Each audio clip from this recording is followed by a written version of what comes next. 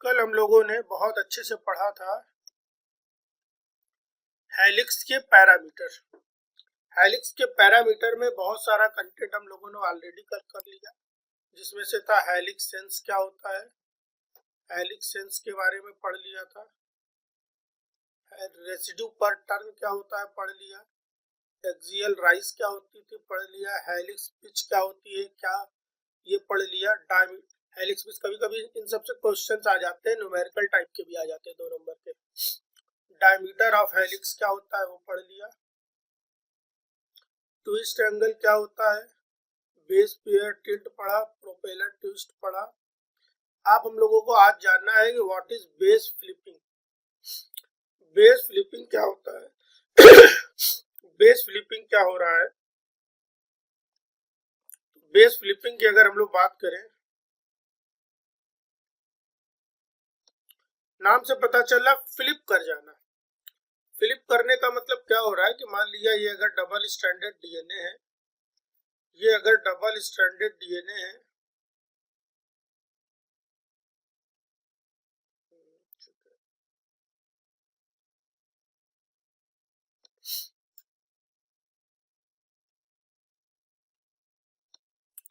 ये अगर double stranded DNA है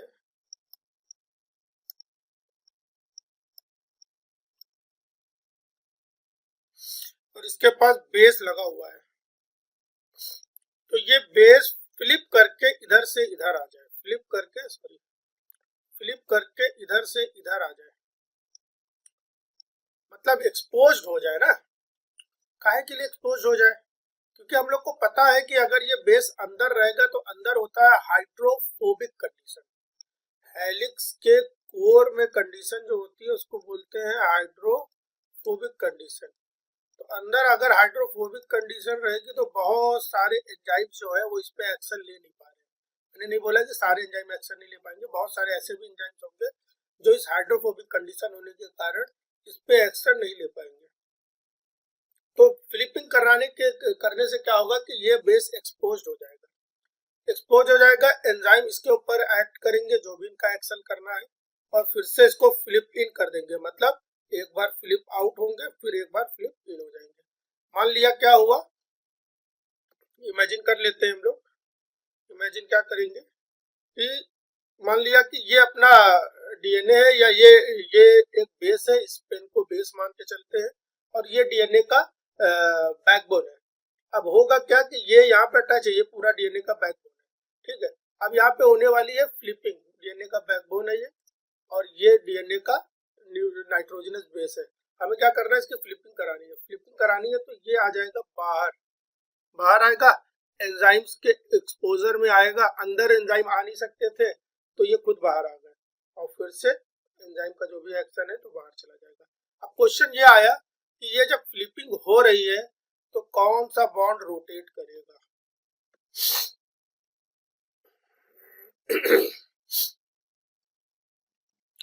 कौन सा बॉन्ड रोटेट करता होगा, या कौन सा बॉन्ड इस फ्लिप ऑफ में इन्वॉल्व होता है? नाम बताएं भाई।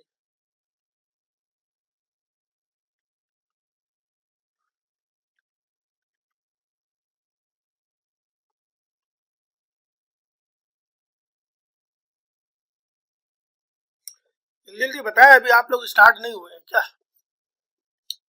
10-15 मिनट स्टार्ट होने में ले रहे हैं। कौन सा bond flip in flip of में इन्वॉल्व होगा?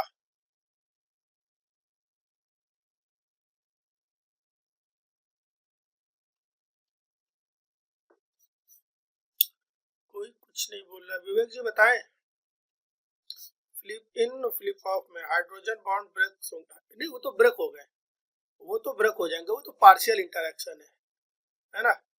मैं पूछ रहा हूँ कि कौन सा बॉन्ड इन्वॉल्व होगा, इसको यहाँ से रोटेट करा के, यहाँ से मान लेते यहाँ से रोटेट करा के और यहाँ ले जाना है बाहर, कोर से बाहर की ओर ले जाना है, तो यहाँ पर कौन सा बॉन्ड इन्वॉल्व हो रहा है?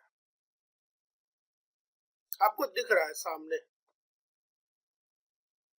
ये एक बैकबोन है मेरी फिंगर, और ये नाइट्रोजनस बेस है, ब्लैक वाला सेक्शन, फास्फोडाइस्टर बॉन्ड, ठीक है। कौन सा बॉन्ड इन्वॉल्व होने वाला है? फास्फोड, दिख भी रहा है सामने से, अगर ये बैकबोन है तो बैकबोन में बॉन्ड कौन पाया जा रहा है? Phosphodiester bond. जब हम इसको घुमा रहे हैं तो कौन घूम रहा है? पेन तो मेरा घुमा नहीं जा रहा, वो तो सीधा का सीधा ही है, वो जैसे था वैसे ही है। खाली घूम कौन रहा है? ये घूम रहा है, फिंगर घूम रही है। तो फिंगर घूम रही तो कौन सा बॉन्ड इन्वॉल्व हो रहा है यहाँ पर? Phosphodiester bond. इस टाइप के स्टेटमेंट बेस्ड क्वेश्चन 4-4 नंबर के बनाए जाते हैं। मतलब केवल यही नहीं होगा, एक स्टेटमेंट ये भी होगा, बोला जाएगा कि इनमें से सारे ऑल करेक्ट बताइए, तो एक करेक्ट ये भी हो सकता है। ठीक है, चलिए आगे बढ़ते हैं।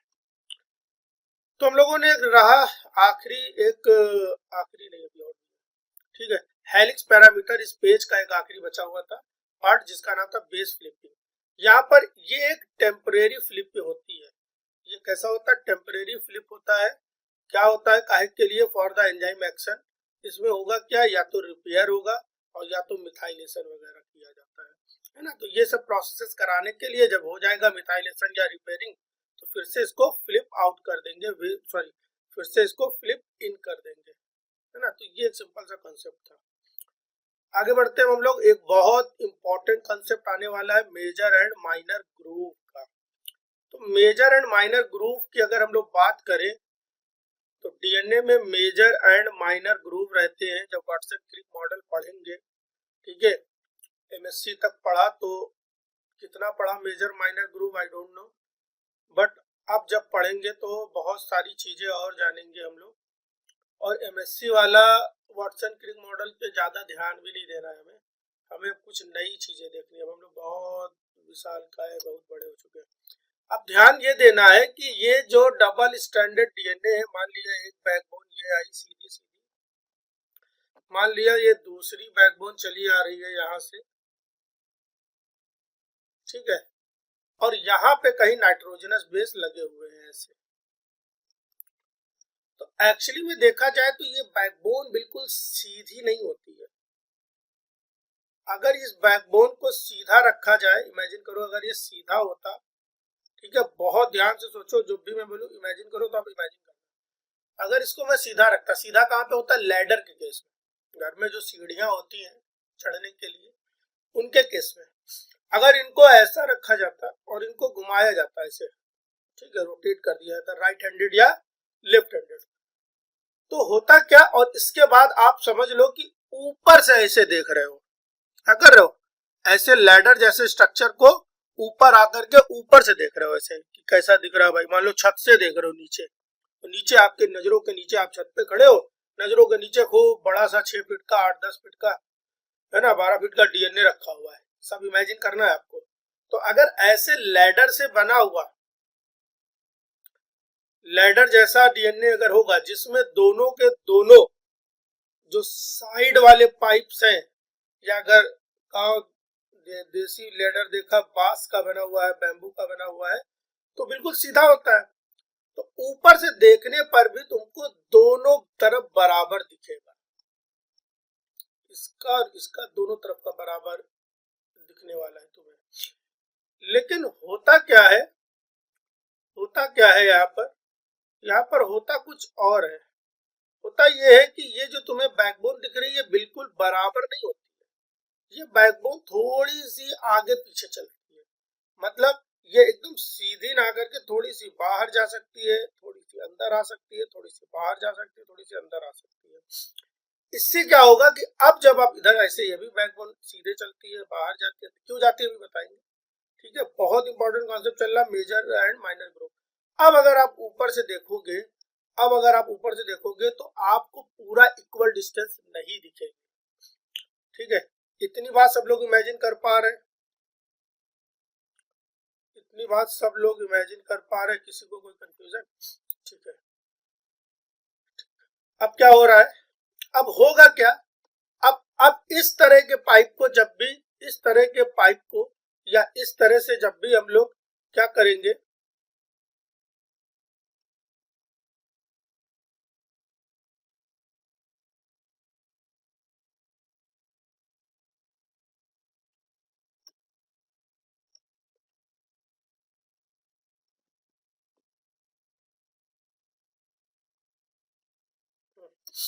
अब इस तरह के पाइप को जब भी अब हम रोटेट करने वाले हैं, मतलब अब जो पाइप आया है वो बिल्कुल बांस की तरह, है ना, सीधा नहीं है, बल्कि वो कैसा है, वो हल्का सा इधर उधर हल्का सा वेवी नेचर शो कर रहा है। क्यों हो रहा है वो भी मैं बताऊंगा। अब अगर हम इसको घुमाएंगे और घुमाकर देखेंगे किसी भी एक साइड से, एक ही साइड से देख पा रहे हो, पीछे वाला साइड देख ही नहीं पा रहे हो आप, तो एक साइड से देखोगे तो एक पहले लंबा सा ग्रुप दिखेगा। ग्रुप का मतलब होता है कोई धसा हुआ सा स्ट्रक्चर, अंदर की ओर डिप्रेस्ड स्ट्रक्चर, है ना। तो एक साइड में आपको कुछ धसा हुआ सा स्ट्रक्चर दिखेगा जिसको ये ऐसा ये यहाँ तक, ठीक है। और इस धसे हुए स्ट्रक्चर को यहाँ से शुरू कर रहा हूं मैं, यहाँ से शुरू कर रहा हूँ यहाँ तक, इतने स्ट्रक्चर को जो बोला जा रहा है इसको बोला जा रहा है मेजर ग्रुप, ठीक है। और इसके बाद जब थोड़ा मेजर ग्रुप के नीचे पहुंचेंगे, तो मेजर ग्रुप के जब नीचे पहुंच रहे हैं हम लोग, मेजर ग्रुप से जब नीचे पहुंचेंगे अभी देखते हैं, ठीक है। अब दूसरा स्ट्रक्चर क्या दिखने वाला है, दूसरा स्ट्रक्चर जब मेजर ग्रुप से नीचे पहुंच रहे हैं तो हमको ये एक छोटा सा लेस एक्सपोज्ड स्ट्रक्चर भी दिख रहा है। इस लेस एक्सपोज्ड या छोटा सा ग्रुप जैसा स्ट्रक्चर दिखेगा जिसको हम लोग बोलेंगे माइनर ग्रुप, ये दिखेगा। अगर ये सीधा होता तो ये मेजर और माइनर ग्रुप ना होकर के बराबर दिखते, लगातार ग्रुप जो होते हैं वो बराबर होते, लेकिन ये सीधा ना होकर के हल्का सा टिल्टेड है, हल्का सा वेवी, हल्का सा कर्वी है, जो समझ में आए वो बोल सकते हो। इसलिए हमको क्या दिखेगा, पहले जो ग्रुप दिखेगा वो मेजर दिखेगा, फिर माइनर दिखेगा, फिर मेजर दिखेगा, फिर माइनर दिखेगा। नहीं समझ में आ रहा जो इलेक्ट्रिक वायर आते हैं दो, उसमें भी आप, हालांकि वो बहुत पतले पतले होते हैं और बहुत ही टाइटली हैंग होते हैं, उनके बीच का डायमीटर, उनके बीच में कोई स्पेस भी नहीं रहता है। अगर उनके बीच में थोड़ा सा स्पेस हो या उसमें भी समझना चाहो तो तुमको लगातार ग्रूव्स दिखेंगे, लेकिन बहुत हल्के हल्के ग्रूव्स दिखेंगे, ठीक है। तो इस तरह से अगर हम लोग देखें तो मेजर और माइनर ग्रुप, फिर मेजर, फिर माइनर, फिर मेजर, फिर माइनर, इस तरह से मेजर और माइनर लगातार लगातार अल्टरनेट मैनर में चलते चले जाएंगे, मेजर माइनर मेजर माइनर। अच्छा, एक बात और ध्यान रखना है हम लोगों को कि जहां पर भी मेजर दिख रहा होगा उसके सामने वाला पोर्शन जो भी होगा वो माइनर होने वाला है, उसके सामने वाला जो भी पोर्शन होने वाला है वो मेजर होने वाला है, इसके सामने का जो भी पोर्शन होगा वो माइनर होगा, मेजर होगा। क्या पता चला कि मेजर के सामने हमेशा माइनर और माइनर के सामने हमेशा मेजर रहता है, ठीक है। इतनी बात समझ में आ गई सबको। देख लीजिए पहले इधर देखते हैं फिर बताइए इतनी आई कि नहीं। देखो ये मेजर ग्रुप था तो इसके सामने छोटा सा, बिल्कुल छोटू सा, ये देखिए नजारा, ये छोटू सा, सॉरी अच्छा माइनर है ना, माइनर को तो पिंक बना रहे हैं, ठीक है। ये छोटू सा एक माइनर ग्रुप दिख रहा है, ठीक है। दूसरी चीज यहाँ पर क्या है, ये माइनर है तो इसके सामने बड़ा सा ग्रुप तैयार हुआ जिसको हम लोगों ने क्या बोल दिया है, मेजर ग्रुप। तो ये मेजर माइनर लगातार अल्टरनेट मैनर में चलते रहते हैं। अब मेजर और माइनर को अगर हम लोग, आप खुद ही सोचो, पहले ये बताओ इतनी बात समझ में आई कि नहीं आई? आ रही है भाई, और सबको आ रही है, विवेक जी को आ गई है, आस्था मैम को आ गई है, दीप्ति मैम को भी आ गई है, भाई सबको बात समझ में आ रही है, सप्तऋषि सर को आ गई है, ठीक है। तो ओवरऑल ये बात सबको समझ में आ गई, मेजर ग्रुप और माइनर ग्रुप, कोई रॉकेट साइंस नहीं, कोई रॉकेट साइंस नहीं है, बहुत आसान सा कंसेप्ट है, ठीक है। लेकिन पता नहीं क्यों बच्चे कंफ्यूज होते, क्योंकि बेसिक क्लियर नहीं होते। तो मेजर और माइनर ग्रुप में अब हमको खुद बताओ, अगर हम मेजर और माइनर ग्रुप को यहाँ बैठे देख रहे हैं, एक साइड का कोई भी फॉलो कर लो, चाहे इस साइड का फॉलो करो, चाहे इस साइड का फॉलो करो, चाहे दोनों साइड का फॉलो करो, जैसे आपकी श्रद्धा भक्ति हो भाई। तो अगर एक साइड का मेजर ग्रुप देखे और माइनर ग्रुप देखे तो ज्यादा एक्सपोज्ड कौन हो पा रहा है, जिसपे ज्यादा कलर हमने खर्चा कर दिया भाई, ज्यादा एक्सपोज्ड हो पा रहा है, कौन एक्सपोज्ड हो पा रहा है, ज्यादा एक्सपोज्ड हो रहा है मेजर ग्रुप। मेजर ग्रुप जो है वो ज्यादा एक्सपोज्ड होता है, फिर माइनर ग्रुप कम एक्सपोज्ड होता है, फिर मेजर ग्रुप ज्यादा एक्सपोज्ड होता है। अगर वो ज्यादा एक्सपोज्ड होता है तो वहां पर मतलब अगर हम डीएनए के डबल स्टैंडर्ड डीएनए है मेरे सामने, ध्यान रखना, या फिर से अब हम लोग सीढ़ी समझ लेते हैं, तो सीढ़ी के सामने अगर हम बैठ के देख रहे हैं तो हमको पूरा चारों तरफ का नहीं दिखेगा, जो ग्रुप वाला एरिया है सामने से बस वही दिखेगा, है ना। ऐसे मेजर ग्रुप का जो एरिया है हमको बस वही दिख रहा है, वही एक्सपोज्ड है, माइनर ग्रुप लेस एक्सपोज्ड है। तो होता क्या है कि मान लिया कोई डीएनए उसे ट्रांसक्रिप्शन कराना है, तो ट्रांसक्रिप्शन कराने के लिए कोई ट्रांसक्रिप्शन फैक्टर आएगा, ट्रांसक्रिप्शन फैक्टर आएगा और उसकी कोई स्पेसिफिक बाइंडिंग साइट आएगी। तो जनरली ये बाइंडिंग साइट कहाँ पाई जाएंगी, ये मेजर ग्रुप पे ही पाई जाएंगी, मेजर ग्रुप पे ही ये बाइंडिंग साइट पाई जाएंगी और यहीं पर आकर के ट्रांसक्रिप्शन। माइनर ग्रुप बहुत छोटा सा एरिया है भाई, आप खुद ही समझो, आपके घर में अंदर आने के लिए एक बड़ा सा दरवाजा लगा हुआ है और एक छोटी सी खिड़की लगी हुई है, आप कहाँ से अंदर आना चाहोगे, दरवाजे से कि खिड़की से, कि दरवाजे से कि खिड़की से, लगातार दरवाजा खिड़की दरवाजा खिड़की, है ना, रिलेट कर पा रहे हो। उम्मीद है अगर आप बहुत ज्यादा बेरोजगार नहीं होगे तो आप दरवाजे से जल्दी आके अपना काम कर लोगे और चले जाओगे, खिड़की से क्यों आओगे छोटी सी, है।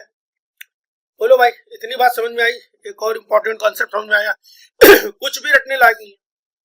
मेजर ग्रुप एक्सपोज्ड है तो ट्रांसक्रिप्ट। अब बच्चे इस पर पता नहीं क्या रटते रहते हैं, खूब रटते हो, फिर एग्जाम में भूल जाते हैं कि मेजर ग्रुप पे ट्रांसक्रिप्शन आकर बाइंड करता है, और एग्जाम में आ जाता है मेजर ग्रुप पे आकर के और माइनर ग्रुप दोनों का ऑप्शन में आ जाता है और वो कंफ्यूज होते हैं, यार मैं कंफ्यूज हो गया मेजर पे था कि माइनर पे था, क्योंकि कॉन्सेप्ट नहीं क्लियर है।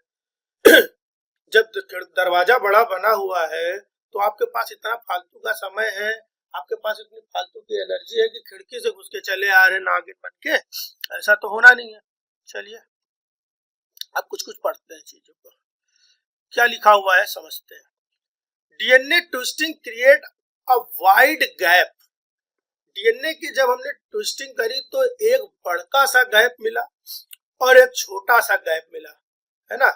एक बड़ा सा, जैसे घर में दीवार होती है ना, तो कुछ कुछ जगह पे पूरी दीवार बनी होगी, आप जिस कमरे में बैठे होगे, है ना, हो सकता है उसी पे ही दीवार बनी हो, और उस दीवार में बीच में दीवार का गैप कर दिया, नहीं बनाया, और वहां पे दरवाजा लगा दिया, या छोटा सा और गैप किया और उसमें खिड़की लगा दिया।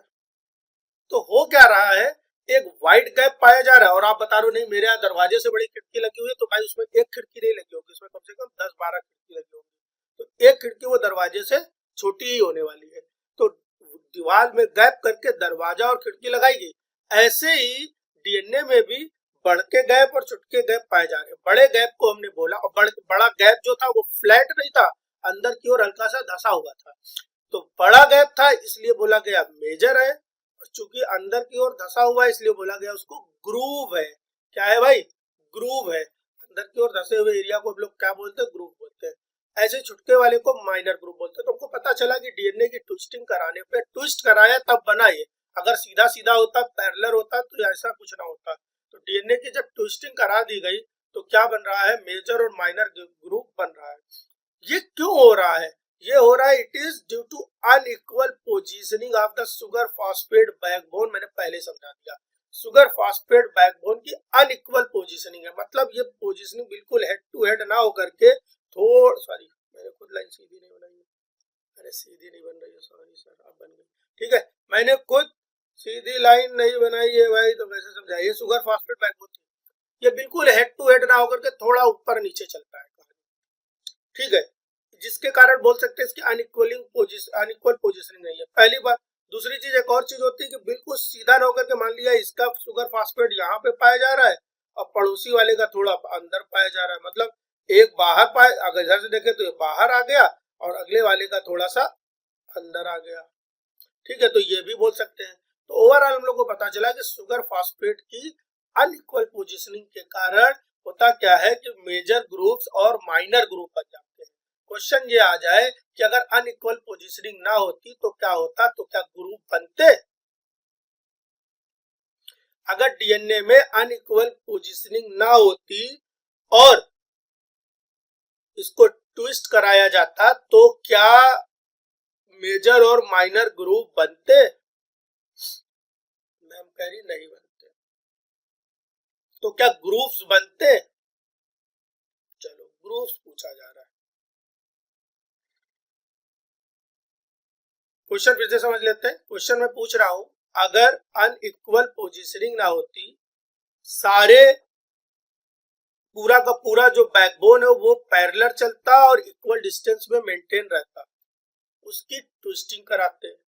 अनइक्वल पोजीशनिंग ना होती, पूरा क्वेश्चन सुन लीजिए आस्था जी, अनइक्वल पोजीशनिंग ना होती, सारे के सारे जो भी बैकबोन है वो पैरेलल चलता एकदम सीधे सीधे, मतलब ये अनइक्वल जो पोजीशनिंग चल रही ऐसे ऐसे ना होकर के बिल्कुल सीधे होता, ठीक है, ट्विस्ट करा देते तो का ग्रूव्स बनते। अब बताओ,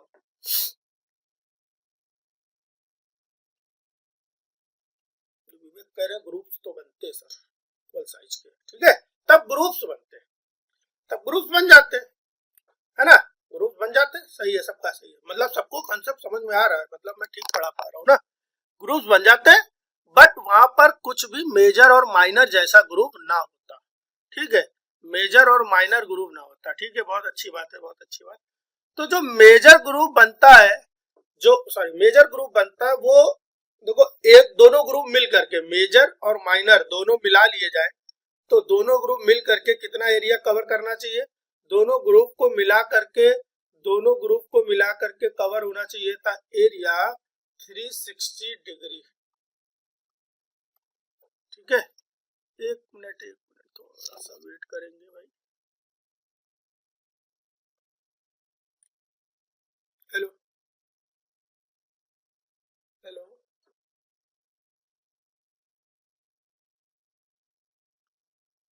क्या चीज? हाँ हाँ जल्दी बताइए मैम। बिल्कुल सुन पा रहे हैं, बताइए तो।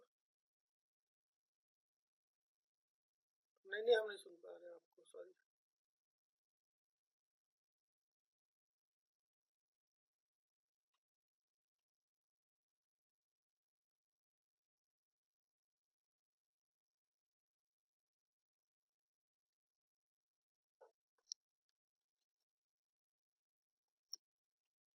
सॉरी, चलिए ठीक है, तो जो माइनर ग्रुप हमने क्या बोला था, अच्छा ठीक है, दोनों ग्रुप्स मिल करके कितना एरिया कवर करना है, कितना एरिया कवर करेंगे 360 डिग्री, ठीक है, अब एक का याद कर लो, माइनर का भी अगर आपको याद है, माइनर 120, ठीक है, माइनर 120, तो माइनर छोटा भाई अगर 120 रुपए रखे तो बड़ा भाई तो डबल रखेगा ही ना, तो वो 240 रखे, मिल करके 360 हो गया, तो माइनर ग्रुप का जो है वो 120 डिग्री रहेगा जो जो कर्व आ रहा है, और मेजर ग्रुप कितना एरिया कवर करेगा 360, या कर्व ना बोल करके ऐसे भी बोल सकते हो, है ना, कि जब एक हेलिक्स चलता है पूरा का पूरा तो वो 360 एरिया कवर कर लेता है, उसमें से 240 डिग्री तक कवर कर लेता है मेजर ग्रुप और 120 डिग्री तक कौन कवर कर लेता है minor group, together make a full circle 360 degree group, तो ये इंपॉर्टेंट पॉइंट है, 120 डिग्री माइनर और मेजर, मतलब अब आप समझ लो कि अगर आपको मेजर और माइनर नहीं आता था, कभी आपने जीवन में पढ़ा कि नहीं पढ़ा मुझे नहीं पता, है ना, क्या कोई ऐसा है जिसने कभी मेजर और माइनर ग्रुप इससे पहले पढ़ा है, बताए, जल्दी से बताए। हरिओम ने पढ़ा है, प्यांशु ने भी पढ़ा, ठीक है, चलिए, जिसने पहली बार अगर मेजर और माइनर ग्रुप सुना होता, है ना, और अगर उससे बोल दिया जाता कि मेजर ग्रुप, एक ऑप्शन आ जाता कि मेजर ग्रुप 240 डिग्री का डिप्रेशन रहता है और माइनर में 120, एक ऑप्शन ये बनाया जाता, दूसरा ऑप्शन इसके जस्ट रिवर्स बनाया जाता, आप हो सकता है इसमें भी कंफ्यूज हो जाओ, लेकिन देखो कितना आसान है, अगर ऐसा अब ऑप्शन आ जाए तो लगेगा ये तो पेपर बहुत आसान आया हुआ है, तो कुछ भी आसान और टिपिकल कुछ नहीं होता, अगर आपने खूब अच्छे से बेसिक्स से पढ़ा हुआ है, पूरा बेस से पढ़ा हुआ है, तो फिर कुछ भी आसान और कुछ भी कठिन होने वाला नहीं है। बोला क्या जा रहा है कि टुगेदर 360 डिग्री कंप्लीट, साथ साथ मिल करके क्या करने वाले हैं 360 डिग्री कंप्लीट करेंगे, बोला जा रहा है grooves expose the edges of the base pair inside the DNA helix, groups क्या कर रहे हैं, एक्सपोज कर रहे हैं the edges of the base pair, अब बाहर से अगर आप देखोगे, है ना, अब इमेजिन करो आप उसी दुनिया में हो डीएनए की, या दुनिया में आ जाते हैं फिर से वापस, है ना, उसी दुनिया में हो डीएनए की, डीएनए की इसी दुनिया में है, और अगर आप सामने से, है ना, आप मेंटली थोड़ा सा आप इस चीज को इमेजिन भी करिए, अगर आप इसी दुनिया में हैं, ठीक है, तो आप क्या देख पाएंगे, बाहर से क्या दिखेगा, बाहर से आपको क्या दिखने वाला है, एक तो ये आपको जितनी बैकबोन है वो दिखेगी, है ना, जितनी बैकबोन, देखो मेरे हिसाब से, मेरी नजर से इस बात को जरा समझिए, मान लिया हम सामने खड़े हुए तो हमको क्या दिखने वाला है, हमको यहां से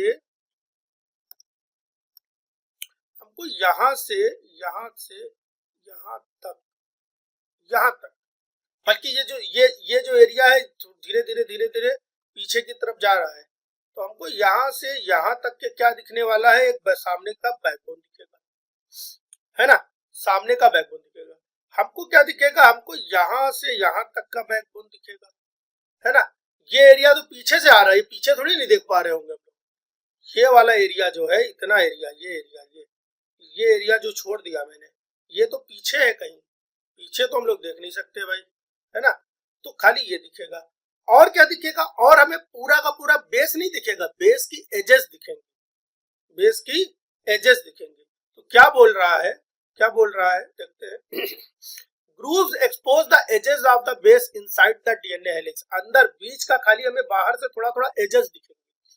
दिस एक्सपोजर, अब यही एक्सपोजर से क्या पता चला, allows protein to recognise specific DNA sequence without opening the helix, बगैर हेलिक्स को खोले ही, है ना। आप ये समझो, जैसे मैंने बोला कि हेलिकेज एंजाइम आता है वो ओपन कर देता है, हेलिकेज एंजाइम आता है और वो डीएनए को ओपन करता है, फिर डीएनए का रेप्लिकेशन स्टार्ट होता है। लेकिन आप ये सोचो, हेलिकेज से पहले हेलिकेज लोडर भी तो आता है, वो भी तो प्रोटीन है ना, वो भी तो प्रोटीन है, वो कैसे रिकॉग्नाइज करता होगा। हेलिकेज को तो हेलिकेज ने आके ओपन कर दिया, ठीक है, उससे पहले भी बहुत सारे प्रोटीन आ रहे हैं, इवन हेलिकेज को भी तो ओपन फॉर्म में नहीं मिला है ना, डीएनए पॉलीमरेज को ओपन फॉर्म में मिल रहा है। लेकिन और उससे पहले जो भी एंजाइम पोर्शन आ रहे हैं वो कैसे रिकॉग्नाइज कर पा रहे हैं, तो वो बाहर से कैसे रिकॉग्नाइज कर पा रहे, इसी तरीके से रिकॉग्नाइज कर पा रहे हैं, क्योंकि जो ग्रुप्स वाले एरिया होते हैं वहां पर जो बेसेस होते हैं वो थोड़ा थोड़ा सा एक्सपोज रहते हैं, और वहां पर बिगर हेलिक्स को खोले ही, विदाउट, अब दुकान में लिख दिया जाएगा विदाउट ओपनिंग ऑफ हेलिक्स, ये पॉइंट ही इतना इंपॉर्टेंट है कि ये स्टेटमेंट में डाल दिया जाए और विदाउट लिख दिया जाए, विदाउट लिखा ही है ना। तो बच्चे बहुत सारे कहेंगे अरे नहीं ऐसे नहीं, बिगर ओपन करे कैसे बाइंड हो सकता है, भाई बिगर ओपन करे ही बाइंड करने के लिए भगवान ने ऐसी व्यवस्था बनाई है इनके पास।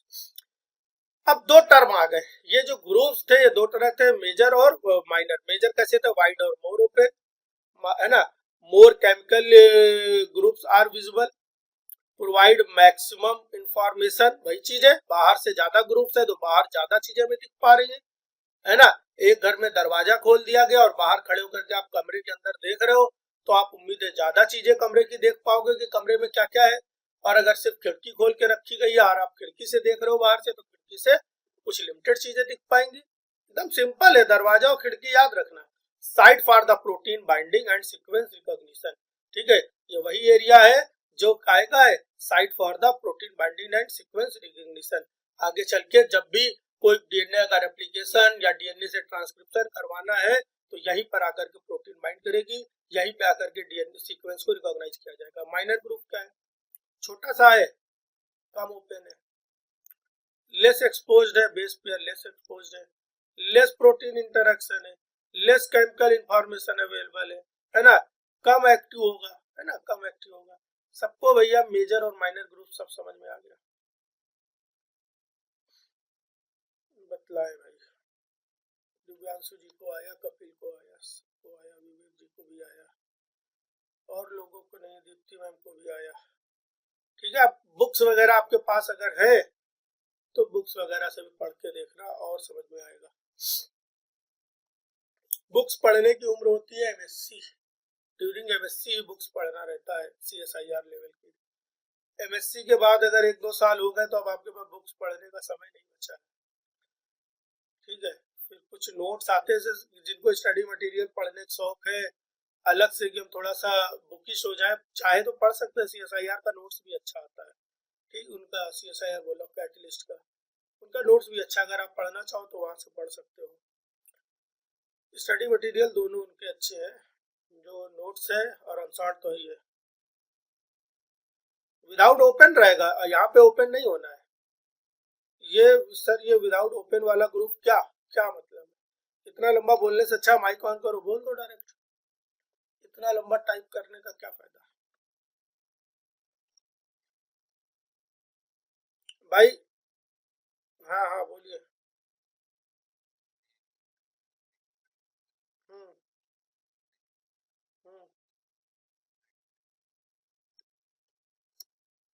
देख लो भाई,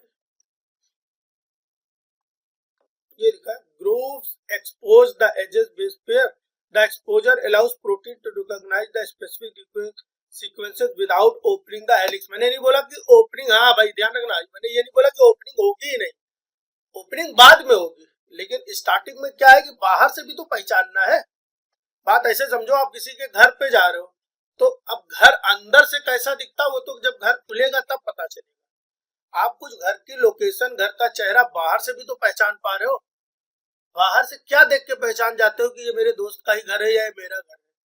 कुछ गेट, कुछ बाहर की वॉल, कुछ पेंट, ऐसे ये भी बाहर से कुछ एरिया, मान लिया बाहर से सारे घर ढक दिए जाए, एक घर, एक गली में जाओ, ऐसे समझो एग्जैक्टली आपको घर नहीं पता है, लेकिन आपको पता है कि मैं घर देखूंगा तो मैं पहचान जाऊंगा मेरे दोस्त का घर है। लेकिन एक बहुत बड़ा सा तिरपाल लगा के, खूब बड़ा सा, सारे घर ढके हुए हैं, अब बताओ क्या आप पहचान पाओगे घर कौन सा है ना? अब उम्मीद है आप नहीं पहचान पाओगे।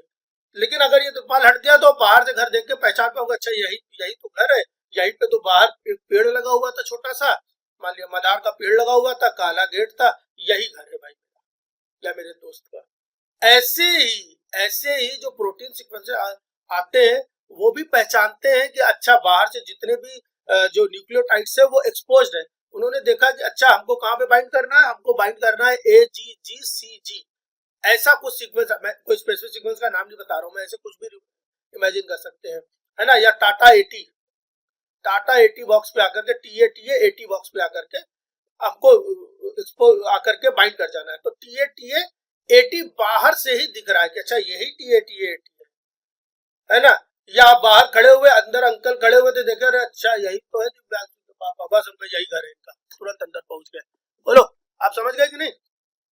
ठीक है, उसके बाद ओपनिंग होगी, इसके बाद दरवाजा रवाजा खोला जाएगा, अंदर बैठाया जाएगा आपको, बाकी सब होगा इसके बाद।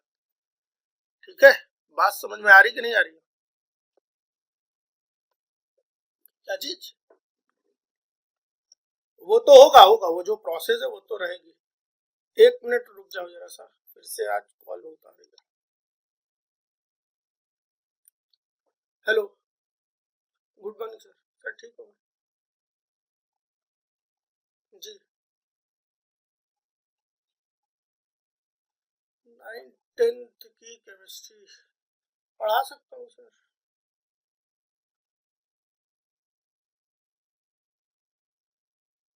ठीक है सर, पढ़ा दूंगा। जी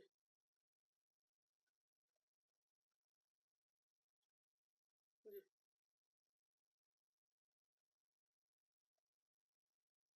हम्म, नहीं डिफिकल्ट नहीं है, बट मैंने 2021 से केमिस्ट्री पढ़ाई नहीं, 2021 तक तो मैंने रेगुलर पढ़ा है, थोड़ा सा पढ़ के पढ़ाना पड़ेगा, बायोलॉजी मुझे रटी हुई है पूरी, बस।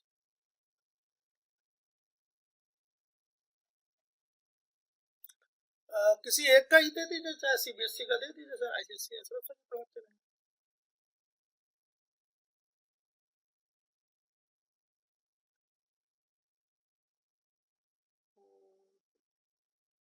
एक बार पढ़ा के देख लेते हैं सर, अगर बच्चे सेटिस्फाई होते हैं तो फिर आगे रखते हैं। नॉलेज तो ठीक है मेरा, 9th 10th में पढ़ा दूंगा सर। हाँ हाँ।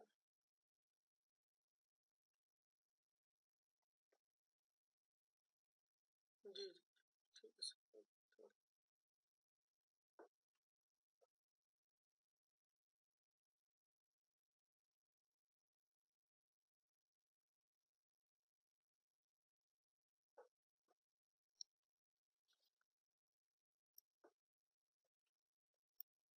आज बहुत डिस्टर्बेंस है, आज बहुत ज्यादा पढ़ाना है और बहुत डिस्टर्बेंस है, ज्यादा पढ़ाना है। कहीं जाने का वादा है तो भैया बता देना, नहीं आ पाएंगे थोड़ी देर, क्योंकि कल कम पढ़ाए थे। ठीक है, तो दिव्यांशु बात समझ में आ गई कि नहीं आ गई भाई? यार आज वीडियो भी बहुत एडिट करना पड़ेगा मुझे बार बार। ठीक है, देखते हैं, चलिए आगे बढ़ते हैं। तो मेजर और माइनर ग्रुप, उम्मीद है आप लोग को समझ में आ गया होगा। ठीक है, आगे क्या चल रहा है, आगे क्या चल रहा है, आगे। ठीक है, एक छोटा सा कॉन्सेप्ट है, बेस पेयर एक्सिस। डायग्राम बड़ा सा है, कॉन्सेप्ट छोटा सा है, इतना ज्यादा टेंशन नहीं लेने का भाई। हमें लग रहा है दिख नहीं रहा, चलो इसको बड़ा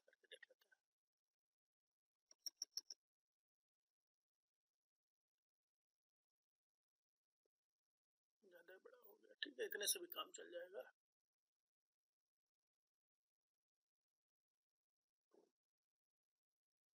ठीक है, अब उम्मीद है सबको विजुअल होगा, अब सबको विजुअल होगा। ठीक है, देखते हैं। तो एक टर्म और आता है base pair axis. Base pair axis में क्या रहने वाला है? ठीक है, बेस पेयर एक्सिस में ग्रुप की स्पेलिंग गलत लिखी है, कोई बात नहीं, ऊपर सही लिखी है। बेस पेयर एक्सिस में क्या होने वाला है? एक यहाँ पे, बस यहाँ पे जितना उतना बता रहा हूँ, बस उतना ध्यान रखना है। ये लिखा हुआ लॉन्ग एक्सिस और एक लिखा हुआ शॉर्ट एक्सिस। लॉन्ग एक्सिस क्या होती है? लॉन्ग एक्सिस क्या होती है? लॉन्ग एक्सिस मान लिया कि ये आपका यहाँ पर लगा हुआ है बैकबोन, यहाँ पे बैकबोन लगी हुई है, और ये क्या लगी हुई है? ये लगी हुई है आपकी नाइट्रोजनस बेस, ये लगा हुआ है नाइट्रोजनस बेस, और ये लंबू से क्या लगे हुए हैं? बैकबोन लगे हुए हैं। तो लंबू से बैकबोन है और साइड में क्या है? नाइट्रोजनस बेस लगे हुए हैं। ठीक है, अब बेस पेयर एक्सिस की अगर हम लोग बात करें तो बेस पेयर एक्सिस का मतलब क्या हो रहा है कि यहाँ से लेकर के, बैकबोन से लेकर के यहाँ तक की बात जो होती है उसको बोलते हैं हम लोग लॉन्ग एक्सिस। जबकि इस एरिया को, इतने एरिया को, ये साइड वाला, ये एक्सिस जो कहलाई जाती है उसको हम लोग बोलते हैं शॉर्ट एक्सिस, है ना। तो एक हो गया आपका कंसेप्ट लॉन्ग एक्सिस का, एक हो गया शॉर्ट एक्सिस का। लॉन्ग एक्सिस का क्या हो गया? The longer direction of the base pair extend from major group side to the minor group. Spelling बड़ा गड़बड़ हो गई है, चलो ठीक है। आपको बस खाली इतना कंसेप्ट समझना है कि ये मेजर ग्रुप है और ये माइनर ग्रुप रहने वाला है। ठीक है, बोलो भैया बात समझ में आ रही कि नहीं आ रही? इतनी बात, ये मेजर एक्सिस रहने वाली है और ये माइनर एक्सिस रहने वाली है। सबको ये बात समझ में आ गई? सबको ये बात समझ में आ गई? माइनर और मेजर एक्सिस समझ में नहीं आया? कोई बात नहीं। अरे यार, कॉल बहुत आ रही है, अब कॉल निपटाऊंगा, सिर्फ समझाना है। आए हो कैसे नहीं? अरे सिंपल से समझो यार, एक ये डबल स्टैंडर्ड डीएनए ऐसे, और यहां से यहां तक के बीच की जो दूरी हो गई एक बेस पेयर की। ठीक है, ये हो गया आपका मेजर एक्सिस, है ना। और या लॉन्ग एक्सिस, मेजर नहीं बोलना चाहिए था, लॉन्ग, मेजर माइनर इतना पढ़ लिया कि बार बार मेजर निकल रहा है। लॉन्ग एक्सिस, और एक बेस पेयर कुछ एरिया कवर भी तो करता होगा, इतना एरिया, इसको बोला गया है शॉर्ट एक्सिस। बोलिए अब आया बात कि नहीं आया? विवेक जी सबको आई बात कि नहीं आई?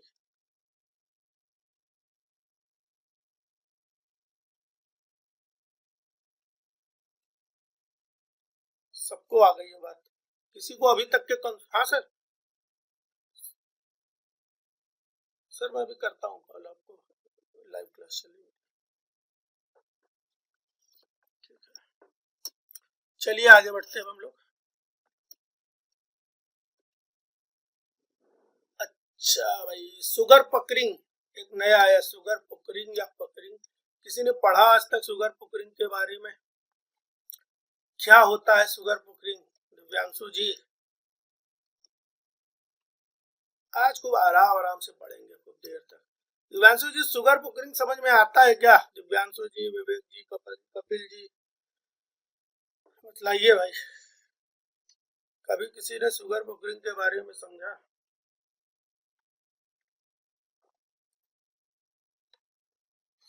विवेक जी ने नाम सुना है, बहुत अच्छी बात है। दिव्यांशु क्या कुछ जानते हो सुगर पकरिंग? कुछ पूछने नहीं जा रहा हूँ, यस नो बोलो बस, यस नो बोलो। दिव्यांशु को पता है सुगर पकरिंग क्या होती है, बाकी नहीं जान रहे हैं लोग, सिर्फ दिव्यांशु जान रहे हैं। पकरिंग का मतलब एग्जैक्टली क्या होता है? ये वर्ड है पकरिंग, पकरिंग का मतलब क्या होता है? दिव्यांशु सिर्फ पकरिंग का मतलब बताना है आपको, एग्जैक्टली एक वर्ड में, दो वर्ड में। पकरिंग एक इंग्लिश का वर्ड है, इसका मतलब क्या होता है? क्या होता है भाई? बताना चाहते हो कि नहीं? पोकरिंग का मतलब होता है किसी चीज को मोड़ना, बस। ठीक है, चलिए बस हो गया, अब देखते हैं हम लोग।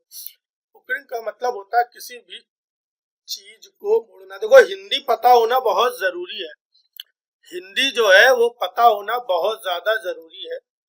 हिंदी पता होने से क्या होने वाला है, जैसे आपने पढ़ा था स्कैफोल्ड में कुछ कुछ ऐसे वर्ड्स आ जाते हैं जो समझ नहीं आ रहे सुगर पुकरी एग्जैक्टली है क्या, तो पहले उसकी हिंदी पढ़ लोगे ना तो और आसान हो जाएगा। जैसे स्कैफोल्ड में मैंने शुद्ध हिंदी स्कैफोल्ड की होती है पहाड़ या टावर जैसा स्ट्रक्चर, है ना, तो वहां पे मैंने समझाया था, तो उम्मीद है स्कैफोल्ड समझाया। ऐसे पुकरिंग का मतलब होता है एग्जैक्टली किसी चीज को मोड़ देना। तो मान लिया कि मेरे पास पेंटागोनल ऐसे स्ट्रक्चर है कोई, एक ये पेंटागोनल स्ट्रक्चर है हमारे पास, एक ये पेंटागोनल स्ट्रक्चर है मेरे पास, ठीक है, ये इसके 4 कॉर्नर हैं, एक ऊपर भी है।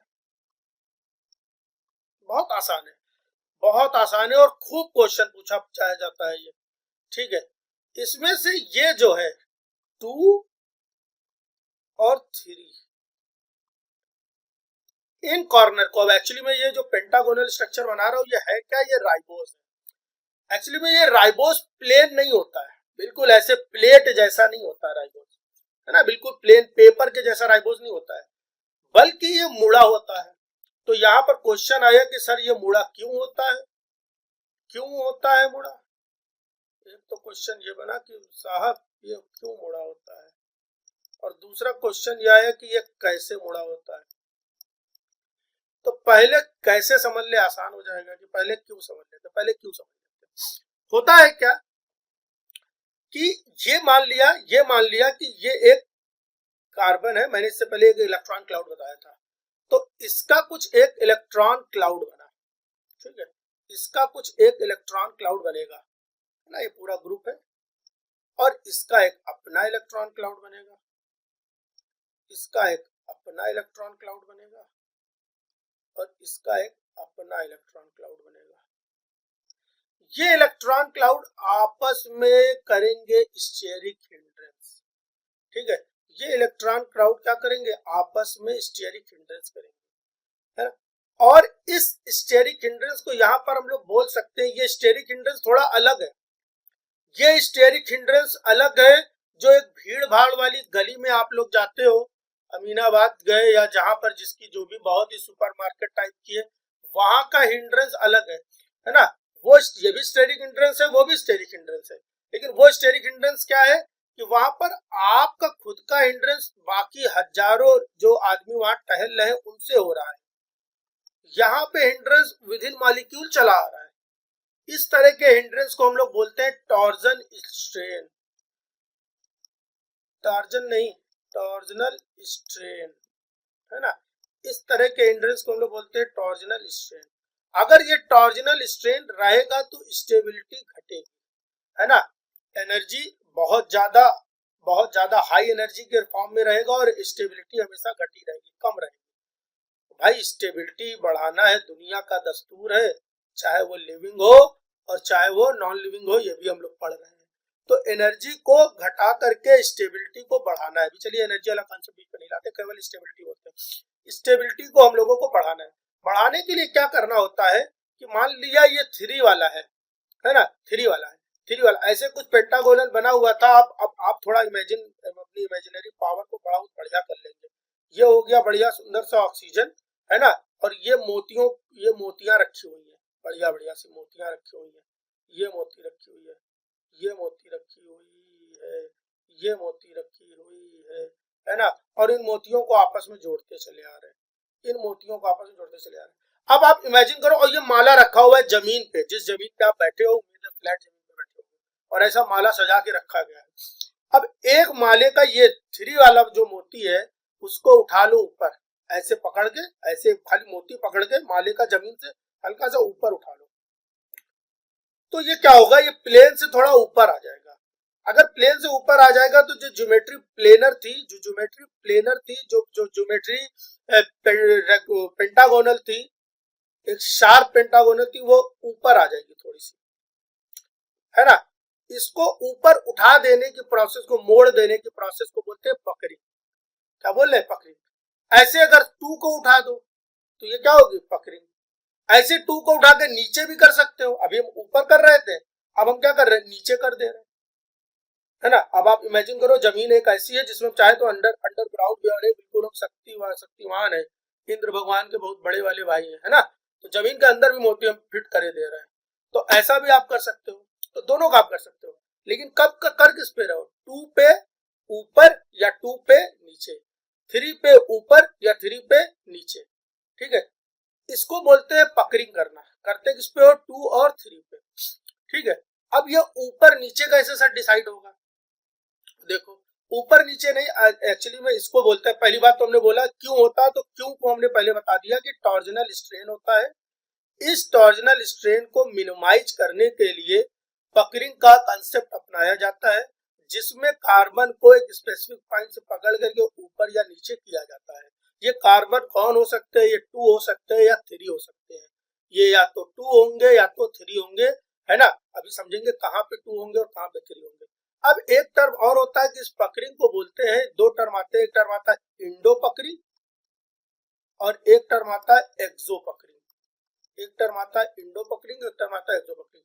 अब आप समझो ये 4 आइटम तो प्लेन पे थे, और सर आपने तो बतलाया था, एक जमाना बीत गया, आपने तो बताया था कि यहाँ पर एक यहाँ पर एक कार्बन और होता है। मान लिया हाँ भाई एक कार्बन और होता है, ये एक कार्बन और होता है CH2OH, समझो। अब हुआ क्या, मान लिया कि राइबोस ये प्लेन है, यहाँ पे राइबोस रखा हुआ था आपका, 4 कार्बन यहाँ रखे हुए थे, और CH2OH या तो इस प्लेन के ऊपर आ गए ऊपर, या तो इस प्लेन के नीचे आ गए नीचे, ठीक है। या तो अबव द प्लेन या तो बिलो द प्लेन, दो चीज हो सकती है, या तो अबव द प्लेन या तो बिलो द प्लेन, बोलो, ठीक है। तो ये 4 तो प्लेन है, बहुत ध्यान लगाना, दोबारा कोई आके बोलेगा सर समझ नहीं आया तो आप बहुत मेहनत करना पड़ेगा, करूंगा तो मैं 10 बार मेहनत, जब तक कि आपको पकड़ी ना समझ में आ जाए, ठीक है। ये 4 तो प्लेन पे रखे हुए, जमीन पे रखे हुए, और उस जमीन के ऊपर ला करके छोटा सा मार्कर, है ना, वो मार्कर ला के रख दिया। वो मार्कर क्या मान के रख रहे हैं, जमीन के ऊपर लाके मार्कर रख दिया। मार्कर कहाँ पे लाके रखेंगे, चौथे वाले कार्बन पे, यहाँ पे 4th कार्बन पे, है ना। वो कहाँ पे, जमीन के ऊपर है, जरूरी नहीं है, जमीन के नीचे भी हो सकता था, है ना। जमीन के नीचे, मान लिया आपके घर की सीलिंग है, सीलिंग तो या तो छत के ऊपर रख दो अबव द रूफ, और जो पंखा टंगा हुआ है, जो आपके कमरे में पंखा टंगा हुआ है, वो रूफ, छत, रूफ और सीलिंग का मतलब समझ लेना भाई। रूफ मतलब जो छत पे है जिसपे आप टहल रहे हो, और सीलिंग वो है जिससे आपका पंखा लटका हुआ है, जो बाहर नीचे से दिख रहा है वो सीलिंग है, तो जो पंखा लटका हुआ है वो सीलिंग है ना। तो अबव द प्लेन और बिलो द प्लेन दोनों हो सकता है।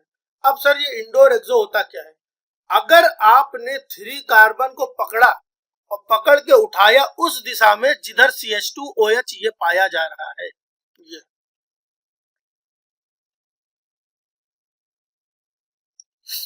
अगर C3 कार्बन को या C2 कार्बन को पकड़ के उठा दिया जिधर CH2OH पाया जा रहा है, तो आप बोलोगे इंडो है, क्या है, इंडो, है ना। और अगर उसके अपोजिट भाग गए, CH2OH ऊपर है और आप नीचे मोड़ दियो, रख के मोड़ दिया, पकड़िंग कर दिया, मोड़ दिया, तो आप क्या बोलोगे, इट इज एक्सो, ठीक है। इंडो एक्सो, इतना कंसेप्ट सबका क्लियर हुआ, मजा आ रहा कि नहीं आ रहा, ठीक है। मजा आ रहा, सबको मजा आ रहा है भाई, मजा आ रहा है। बस आप लोग करेंगे क्या, केवल नींद गायब कर ले। दिव्यांशु बोलो जल्दी से, क्या बताना चाह रहे हो। अभी तो आगे की बात है, होता कैसे वो बताया, सारा खेल। कोई देखो कुछ भी ना समझ में आए, कुछ भी ना समझ में आए, टीचर हो ना, आगे चल के टीचर बनना है, कह दो कि सब स्टेबिलिटी के लिए है, और सच में भी यही है भाई, अभी बताएंगे। पकड़िंग नहीं होगी तो स्टेबल नहीं होगा। अरे देखो अभी बताया ना मैंने, पकड़िंग क्यों कर रहे हैं, मैं बता चुका हूँ। पकड़िंग इसलिए कर रहे हैं कि पकड़िंग नहीं करेंगे तो खूब सारा टॉर्जनल स्ट्रेन डेवलप हो जाएगा, तो हम लोग पकड़ के उठा देते हैं, थोड़ा दूरी बढ़ा देते हैं। जब दूरी बढ़ा देंगे तो टॉर्जनल स्ट्रेन हो जाता है, ठीक है। घर में दो भाई भाई खूब लड़ रहे हैं, ठीक है, खूब दो भाई लड़ रहे हैं, तो मम्मी पापा क्या कहते हैं, या भाई बहन लड़ रहे हैं, फिर अब दूरी रहे ना एक दूसरे से 2-4 दिन। उन दोनों के बीच में बहुत टॉर्जनल स्ट्रेन था, बोला कि अब साथ में नजर आए तो बताएंगे तुमको, दूर रहना है, तो दूरी दूरी बढ़ा देनी है। दूरी बढ़ा दोगे तो जो रिपल्सन है वो कम हो जाएगा, टॉर्जनल स्ट्रेन कम हो जाएगा, स्टेबिलिटी बढ़ जाएगी, फोल्डिंग अच्छी हो जाएगी, फोल्डिंग अच्छी होगी, है ना, इसलिए करते हैं, समझे। Okay Divyanshu ji, thank you, आपको समझ में आया, आगे समझते हैं हम लोग। अब आ जाते हैं थोड़ी थ्योरी पढ़ते हैं, एकदम आसान थ्योरी है, एकदम आसान थ्योरी है। लिखा हुआ है 5 membered pentose, 5 membered pentose ring are conformationally flexible. 5 membered pentose rings are conformationally flexible होते हैं, है ना। ये आप कर क्या रहे हो, चेंज क्या किया आपने, उठा के मोड़ दिया, इधर मोड़ दिया, उधर मोड़ दिया। दिस इज कन्फर्मेशनली फ्लेक्सिबिलिटी, है ना, कन्फर्मेशनल फ्लेक्सिबिलिटी, जो मोड़ तोड़ दे रहे हो आप, उनका कन्फर्मेशन चेंज कर रहे हो। And usually adopt non planar, अभी मैंने बताया कि प्लेनर नहीं होते हैं, नॉन प्लेनर होते हैं। प्लेनर अगर होंगे तो खूब सारा टॉर्जन स्ट्रेन होगा, इस टॉर्जन स्ट्रेन को दूर करने के लिए एक तरफ से ऊपर नीचे उठ जाएंगे, तो अब हम उसको क्या कहेंगे, वो प्लेन नहीं है, वो नॉन प्लेनर है, ठीक है, प्लेन नहीं है, वो नॉन प्लेनर है, ठीक है। क्योंकि to minimise the torsional strain in pentose sugar 5 membered ring is non planar, ठीक है, वही बात दोबारा लिखी हुई है। And usually one atom deviate, generally एक एटम डेविएट हो जाता है from the plane formed by the remaining atom, एक एटम 2 या 3, है ना, क्या होता है, डेविएट हो जाता है अदर एटम के कंपैरिजन में, एक को उठा दिया, ठीक है, तो उसको उठाने से क्या हुआ, और एटम भी डेविएट हो गए, अभी फोटो भी दिखा देंगे। Sugar puckering is in nucleic acid is commonly described based on the displacement of C2, बहुत इंपॉर्टेंट पॉइंट है, C2 एंड C2 और C3 atoms relative to the mean plane of the ring. Mean plane का मतलब mean, अब देखो यही सब word है, मीन मतलब नॉर्मल, मीन मतलब क्या होता है, normal, average plane, average plane जो है, मीन का मतलब क्या है, एवरेज, एवरेज प्लेन से कंपैरिजन में C2 जो है तो थोड़ा ऊपर उठा हुआ है। घर में आप पूरी घर में वो पूरी घर जो सरफेस है आपकी, मार्बल लगा है या नहीं लगा डजंट मैटर, जो सरफेस है घर की वो बिल्कुल प्लेन है, और बीच में एक ईंट उठा के रख दी गई, तो हमने क्या बोला, नॉर्मल प्लेन के कंपैरिजन में बीच में एक ईंट उभरी हुई रखी हुई है, तो वो प्लेन से थोड़ा ऊपर है, ठीक है। इट इज पकड़ atom lies on the same side of the C5 atom relative to the mean plane of the sugar ring, the conformation is termed as endo. देखो कितनी खतरनाक लैंग्वेज लिखी हुई है, यही सब पढ़ते होगे तो सर समझे नहीं आ रहा, बस तुरंत बुक खत्म। अब देखो, अब आपको समझ में आ जाएगी अगली बात, लिखा हुआ है यहाँ पे जो पकड़िंग हुई है, इफ द पकड़ एटम, मुड़ा हुआ एटम, है ना, वो कहाँ पे पकड़ हुआ है, जहां पर C5, ये C5 ही तो था, यहाँ पर C5, ये C5 था, जहां पर C5 मुड़ा हुआ है उधरी साइड आकर के अगर मुड़ जाए तो उस तरह के कंफर्मेशन को हम लोग इंडो कंफर्मेशन कहते हैं, ठीक है। अब ध्यान रखना कि जो इंडो होता है उसमें दो तरह के इंडो बने, अगर 2 ऊपर की ओर मुड़ गया तो 2 इंडो, C2 इंडो, अगर 3 मुड़ गया तो C3 इंडो। एक्सियो में एक्सो समझाया गया, एक्सो देखने को नहीं मिलता है, मिलता इंडो ही है, ठीक है। अब ध्यान रखना, आप बच्चे यहाँ कंफ्यूज हो जाते हैं कि C2, अब कॉन्सेप्ट क्या है कि जो C2 इंडो है, जो C2 इंडो है वो BDNA में पाया जाता है, मैं खुद कंफ्यूज हो जाता हूँ, हो जाता था, अब नहीं, ठीक है, तो वो BDNA में देखने को मिलता है। मैं खुद जब इवन JRF निकालने के बाद भी, उस समय भी एग्जाम के ड्यूरेशन में भी कंफ्यूज हो जाता था, पता नहीं क्यों। और एक है C3 इंडो, वो पाया जा रहा है आपका ADNA में, वो कहाँ पाया जा रहा है, ADNA में। अब बच्चे कंफ्यूज क्या हो जाते हैं, एग्जाम में क्वेश्चन आ जाता है ऐसे ही, अभी मैं दिखाऊंगा 4 नंबर में क्वेश्चन आ जाते हैं, और एक स्टेटमेंट सही होता है, आपको लगेगा ये तो बहुत आसान हो रहा है, ठीक है। क्वेश्चन क्या आ जाता है, एक ऑप्शन बना देते हैं जहां पे लिखते हैं C2 इंडो इन BDNA, एक जगह लिख देते हैं C3 इंडो इन BDNA, और इस टाइप के ऑप्शन और इस टाइप के कॉन्सेप्ट जो फैक्ट्स होते हैं वो बड़ा कंफ्यूज करते हैं। BDNA में C2 इंडो या CDNA में C2 इंडो, तो सॉरी C3 इंडो, BDNA में C2 इंडो और C3 में ADNA में C3 इंडो, और इसको रिवर्स करके भी एक ऑप्शन बनाते हैं और बच्चे हो जाते हैं कंफ्यूज। आपको कभी जीवन में कंफ्यूज होना ही नहीं है, आपको लिखना है ABCD आपको आती होगी पूरी, ABCD, और लिखना है 1 2, ठीक है। आप ये ध्यान रखना, अच्छा 1 इंडो तो कुछ कॉन्सेप्ट ही नहीं है, तो 1 इंडो भूल जाओ। 2 इंडो कॉन्सेप्ट है, हाँ 2 इंडो सर है, 2 इंडो मैच कर रहा है, किसके साथ मैच कर रहा है, B के साथ मैच कर रहा है, ठीक है, तो B के साथ मैच करे तो B जो होगा वो हमेशा 2 इंडो रहेगा। CDNA पढ़ नहीं रहे, DDNA पढ़ नहीं रहे, ZDNA पढ़ेंगे, ठीक है। तो ADNA में 1 वाला कोई कॉन्सेप्ट नहीं, तो बचा कौन रहेगा, 3 वाला बचा रहेगा, प्लेन के नीचे इन दोनों की केवल बात होती है, ठीक है। C3 endo, sugar puckering effect the overall, अब बहुत इंपॉर्टेंट पॉइंट आया, अब इस शुगर, वही दिव्यांशु का क्वेश्चन था, दिव्यांशु समझो भाई इस पकड़िंग से होता क्या है, इस पकड़िंग से होता क्या है कि overall geometry of the nucleic acid change हो जाती है, न्यूक्लिक एसिड की ज्योमेट्री, मैंने वही बोला ना कि सीढ़ी, कल एक क्वेश्चन था, एक क्वेश्चन का आंसर कल से दे रहा हूं मैं, और वो क्वेश्चन कभी आपके जीवन में था कि नहीं था पता नहीं मुझे। एक क्वेश्चन ये बन रहा था कि डबल स्ट्रैंडेड डीएनए है वो सीढ़ी की तरह क्यों नहीं रहता, वो हेलिकल क्यों हो जाता है। और आज उसी क्वेश्चन में मैंने ऐड किया वो हेलिक्स इक्विडिस्टेंस ना होकर के आगे पीछे होता है, जिससे मेजर और माइनर ग्रुप बनते हैं। ये क्यों होता है ये क्वेश्चन में ऐड हुआ है। ठीक है, एक तो हेलिक्स क्यों बना, और हेलिक्स भी आगे पीछे होकर के मेजर और माइनर ग्रुप बना रहा है। ठीक है, तो समझते हैं भाई। बोला overall geometry of the nucleic acid including helix diameter, rise पर बेस पेयर, ग्रुप डायमेंशन, ये सब चेंज हो जाएगा जब शुगर पकड़िंग होगी। ठीक है, बहुत बोलना पड़ रहा है आज। बोलो मेरे रिस्पेक्टेड सर्स, बात समझ में सबको आई? शुगर पकड़िंग का कॉन्सेप्ट समझ में आया? कुछ रटने लायक नहीं है यार, कुछ रटने लायक नहीं, इसको बस सोचना है। आप यहाँ बैठिए, नोट्स में भेजता हूँ, अगर प्रिंट आउट करने की व्यवस्था है तो उसको प्रिंट आउट करिए, सामने रखिए, हेडिंग सामने रखिए, सिर्फ सोचा करिए। सोचने से अच्छा और कोई प्रैक्टिस नहीं है। ठीक है, इसको सोचिए, सोचिए शुगर पकड़िंग क्या थी। पकड़िंग मतलब मोड़ना होता है, मोड़ा कहाँ से जा सकता है, क्यों मोड़ा गया, पहले बताया क्यों मोड़ा गया।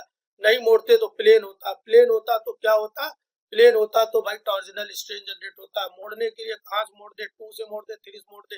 अब हाथ को भी अगर हमको मोड़ना है तो कहाँ से मोड़ सकते हैं, यहाँ से मोड़ सकते हैं हाथ, और यहाँ से मोड़ सकते हैं। और कोई यहीं से बीच से करे, नहीं हमको यहीं से मोड़ना है तो यहाँ से तो मुड़ेगा नहीं, है ना। तो C2 और C3 से ही मुड़ सकता है। मुड़ने पे क्या होता है, अगर मोड़ रहे हैं हम C5 के डायरेक्शन में मोड़ रहे हैं तो इंडो मोड़ रहे हैं, है ना, और उसके अपोजिट मोड़ रहे हैं तो एक्सो मोड़ रहे हैं। ये इंडो जो होता है वो बी डीएनए में C2 करता है, बी और 2 बराबर है B2, है ना, और ए डीएनए में 3 करता है। कुछ भी नहीं रटने लायक है, कुछ भी नहीं रटने लायक है। हमको तो मजा तब आ रहा होगा जब इसमें कुछ बच्चे इधर उधर कोचिंग वोचिंग कर वर के आए होंगे, हो सकता है सब लोग करके आए हों, वो पढ़ रहे होंगे, तब और मजा आएगा। अब देखो फोटो बनी हुई है, आप समझ में आ जाएगा। ये फोटो बनी हुई है ना, ये देखिए ना जरा आप, ये पेंटागोनल कभी रहा करता था, ये क्या रहा करता था, ये पेंटागोनल रहा करता था। बना के देखते हैं, रुक जाइए साहब, बना के दिखाते हैं आपको, थोड़ा और जूम कर ले। ये है, ठीक है, लिखा हुआ C3 endo pucker A form of RNA, है ना। आरएनए डीएनए दोनों में रह सकता है। न्यूक्लिक एसिड की उसने बात करी है। तो अगर ये नॉर्मल जिंदगी जी रहा होता तो ये C3 यहाँ शुरू होता और यहाँ पे आके खत्म हो जाता, पेंटागोनल बन जाता। यहाँ से शुरू होता, यहाँ पे खत्म होता, यहाँ से शुरू होता, यहाँ पे खत्म होता। लेकिन इनको नॉर्मल जिंदगी नहीं जीनी थी, इनको मिनटॉस जिंदगी जीनी थी। यहाँ से हमने पकड़ा इसको, ठीक है, यहाँ से पकड़ा, उठा दिया ऊपर। जब ये इसको यहाँ से पकड़ के उठाया C3 को, ठीक है, तो ये हमें ऐसा दिखा हुआ, बढ़ा हुआ एंगल दिखा। जो नॉर्मल यहाँ पे खत्म हो जाना चाहिए था वो अब थोड़ा बढ़ जाएगा, ऊपर उठ गया, खिंच गया। खिंच गया तो क्या हुआ, ये एंगल, ये पूरी की पूरी ज्योमेट्री चेंज हो गई, स्ट्रक्चर चेंज हो गया, है ना। और खींचा कहा मैंने, ऊपर की तरफ खींचा। देखो इसमें 2D में 3D वाली फीलिंग नहीं पा पाओगे, इसीलिए मैंने 3D वाली फीलिंग के लिए आपको इमेजिन करवा दिया। इसको जब मैंने उठाया है, इसको जब मैंने उठाया है तो ये किधर की तरफ उठा, C5 की तरफ उठा। ऐसे इस बार मैंने C2 उठा दिया है, ठीक है। C3 is out of the plane, one same side as C5 and base. C2 is out of the plane on, sorry one नहीं on same side as C5 and base Indo, ठीक है। Found in ADNA RNA helix more compact deeper and narrow, ये तो भी बाद में समझ लेंगे, ठीक है। BDNA less compact wider, ये भी बाद में समझ लेंगे। अभी मेन पॉइंट क्या है, puckering reduce torsional strain by avoiding crowding out and stabilize the sugar ring. It also affect the overall structure of the nucleic acid, है ना। बात समझ में सबको आ गई कि नहीं आई भाई? आगे बढ़ा जाए, शुगर पकड़िंग सबको आ गई, विवेक जी को भी आ गई है, कपिल को आई।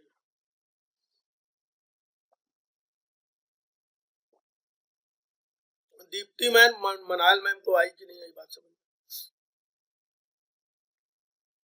इंडो एक्सो ये हो रहा है कि अगर प्लेन के ऊपर लगा उठ रहा है, उठाने वाला C2 और C3 अगर प्लेन से ऊपर उठा दे रहे हैं तो ऊपर उठाने को हम लोग बोलेंगे क्या, ऊपर उठाने को बोलेंगे, मतलब ऐसे समझते हैं इंडो एक्सो की जो चार, ठीक है,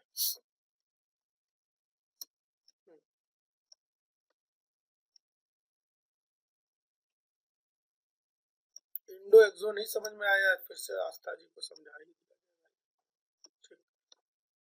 ये जो पेंटोज की रिंग है, अगर आप लोग डीऑक्सीराइबोज बनाए होंगे या परसों बनाए थे, आप भी बना लेते होंगे ना, इसमें ये कहानी है। तो ये CH2OH है, CH2OH है। अगर आप अगर टेबल पे बैठे पढ़ रही होगी तो टेबल प्लेन होती है ना, अगर मान लिया स्टडी टेबल में पढ़ रहे हो, प्लेन होती है। उस प्लेन पे आपने ऐसे फोटो बैठे बैठे आप अपना नाम लिख देते हो, है ना, कुछ भी ड्राइंग बनाने लगते हो, तो अगर ऐसे बैठे बैठे आपने ये पेंटागोनल केवल इतना स्ट्रक्चर बनाया, इतना स्ट्रक्चर, कितना स्ट्रक्चर बनाया, ठीक है, इतना स्ट्रक्चर बनाया है, फोटो बना दी है। अब इस प्लेन से यहाँ पर एक आपने ऊपर की तरफ मतलब मेज, जिस मेज पे टेबल पे आप बैठे होगे, टेबल के ऊपर वाला एरिया होगा और एक टेबल से नीचे एरिया जा रहा होगा। टेबल से अगर नहीं बैठे हो तो इमेजिन कर लो, टेबल तो कभी देखे ही होंगे, अगर ऊपर वाले एरिया पे मान लिया CH2OH लटका हुआ है, यहाँ पे ऊपर वाले एरिया पे एक छोटा सा CH2OH एक डंडी में बांध करके, एक इससे बड़े मार्कर में बांध करके CH2OH रख दिया गया, रखा हुआ है above the plate। अब जब हमने CO2 को उठाया है और उठा करके ऊपर की ओर ही अगर उठा दिए, क्यों, क्योंकि CH2OH भी ऊपर ही है, और अगर हमने इसको भी ऊपर ही उठाया है ना, तो हम लोग बोलेंगे इसको एंडो पोजीशन। अगर इसको ऊपर ही उठाया तो हम लोग इसको बोलेंगे एंडो पोजीशन। मतलब जिधर CH2OH ऊपर की ओर उठाता उधर ही आपने उठा दिया तो इंडो पोजीशन, है ना। अगर हमने इसको नीचे की ओर मोड़ दिया, इसको जो उठाया था C3 वाले को या C2 वाले को नीचे की ओर मोड़ा, तो अब हम लोग इसको बोलेंगे क्या, एक्सो पोजीशन। नीचे का मतलब क्या हो रहा है, अपोजिट फ्रॉम द, ऊपर नीचे का मेन कॉन्सेप्ट नहीं है, मेन कॉन्सेप्ट है टुवर्ड्स द CH2OH है या अवे फ्रॉम द CH2OH है। टुवर्ड्स द CH2OH कर रहे हैं तो इंडो, और अवे है तो CH2OH है तो एक्सो। बोलो आगे, ठीक है। अब चलिए आगे बढ़ते हैं हम लोग।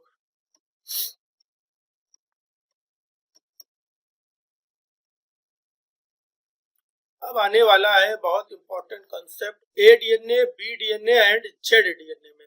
और ये एक ऐसा टेबल है, एक ऐसा टॉपिक है जो जिससे खूब क्वेश्चंस आते हैं, बहुत सारे क्वेश्चन मिलेंगे। मतलब एक छुटकू सी इस टेबल से हो सकता है आपको 4 या 6 नंबर का क्वेश्चन मिल जाए। 4-6 नंबर का आता नहीं है सर, है ना। 6 नंबर का मतलब है कि 1-2 नंबर में भी कहीं से आ जाए, ये छोटा सा टेबल है ना, कहीं पे 2 नंबर में आ जाए, और सकता कहीं पे एक क्वेश्चन 4 नंबर का भी आ जाए। तो आज इस टेबल को समझना है, रटना नहीं है, रटना नहीं भाई, रटना मना है यहाँ पे, ठीक है।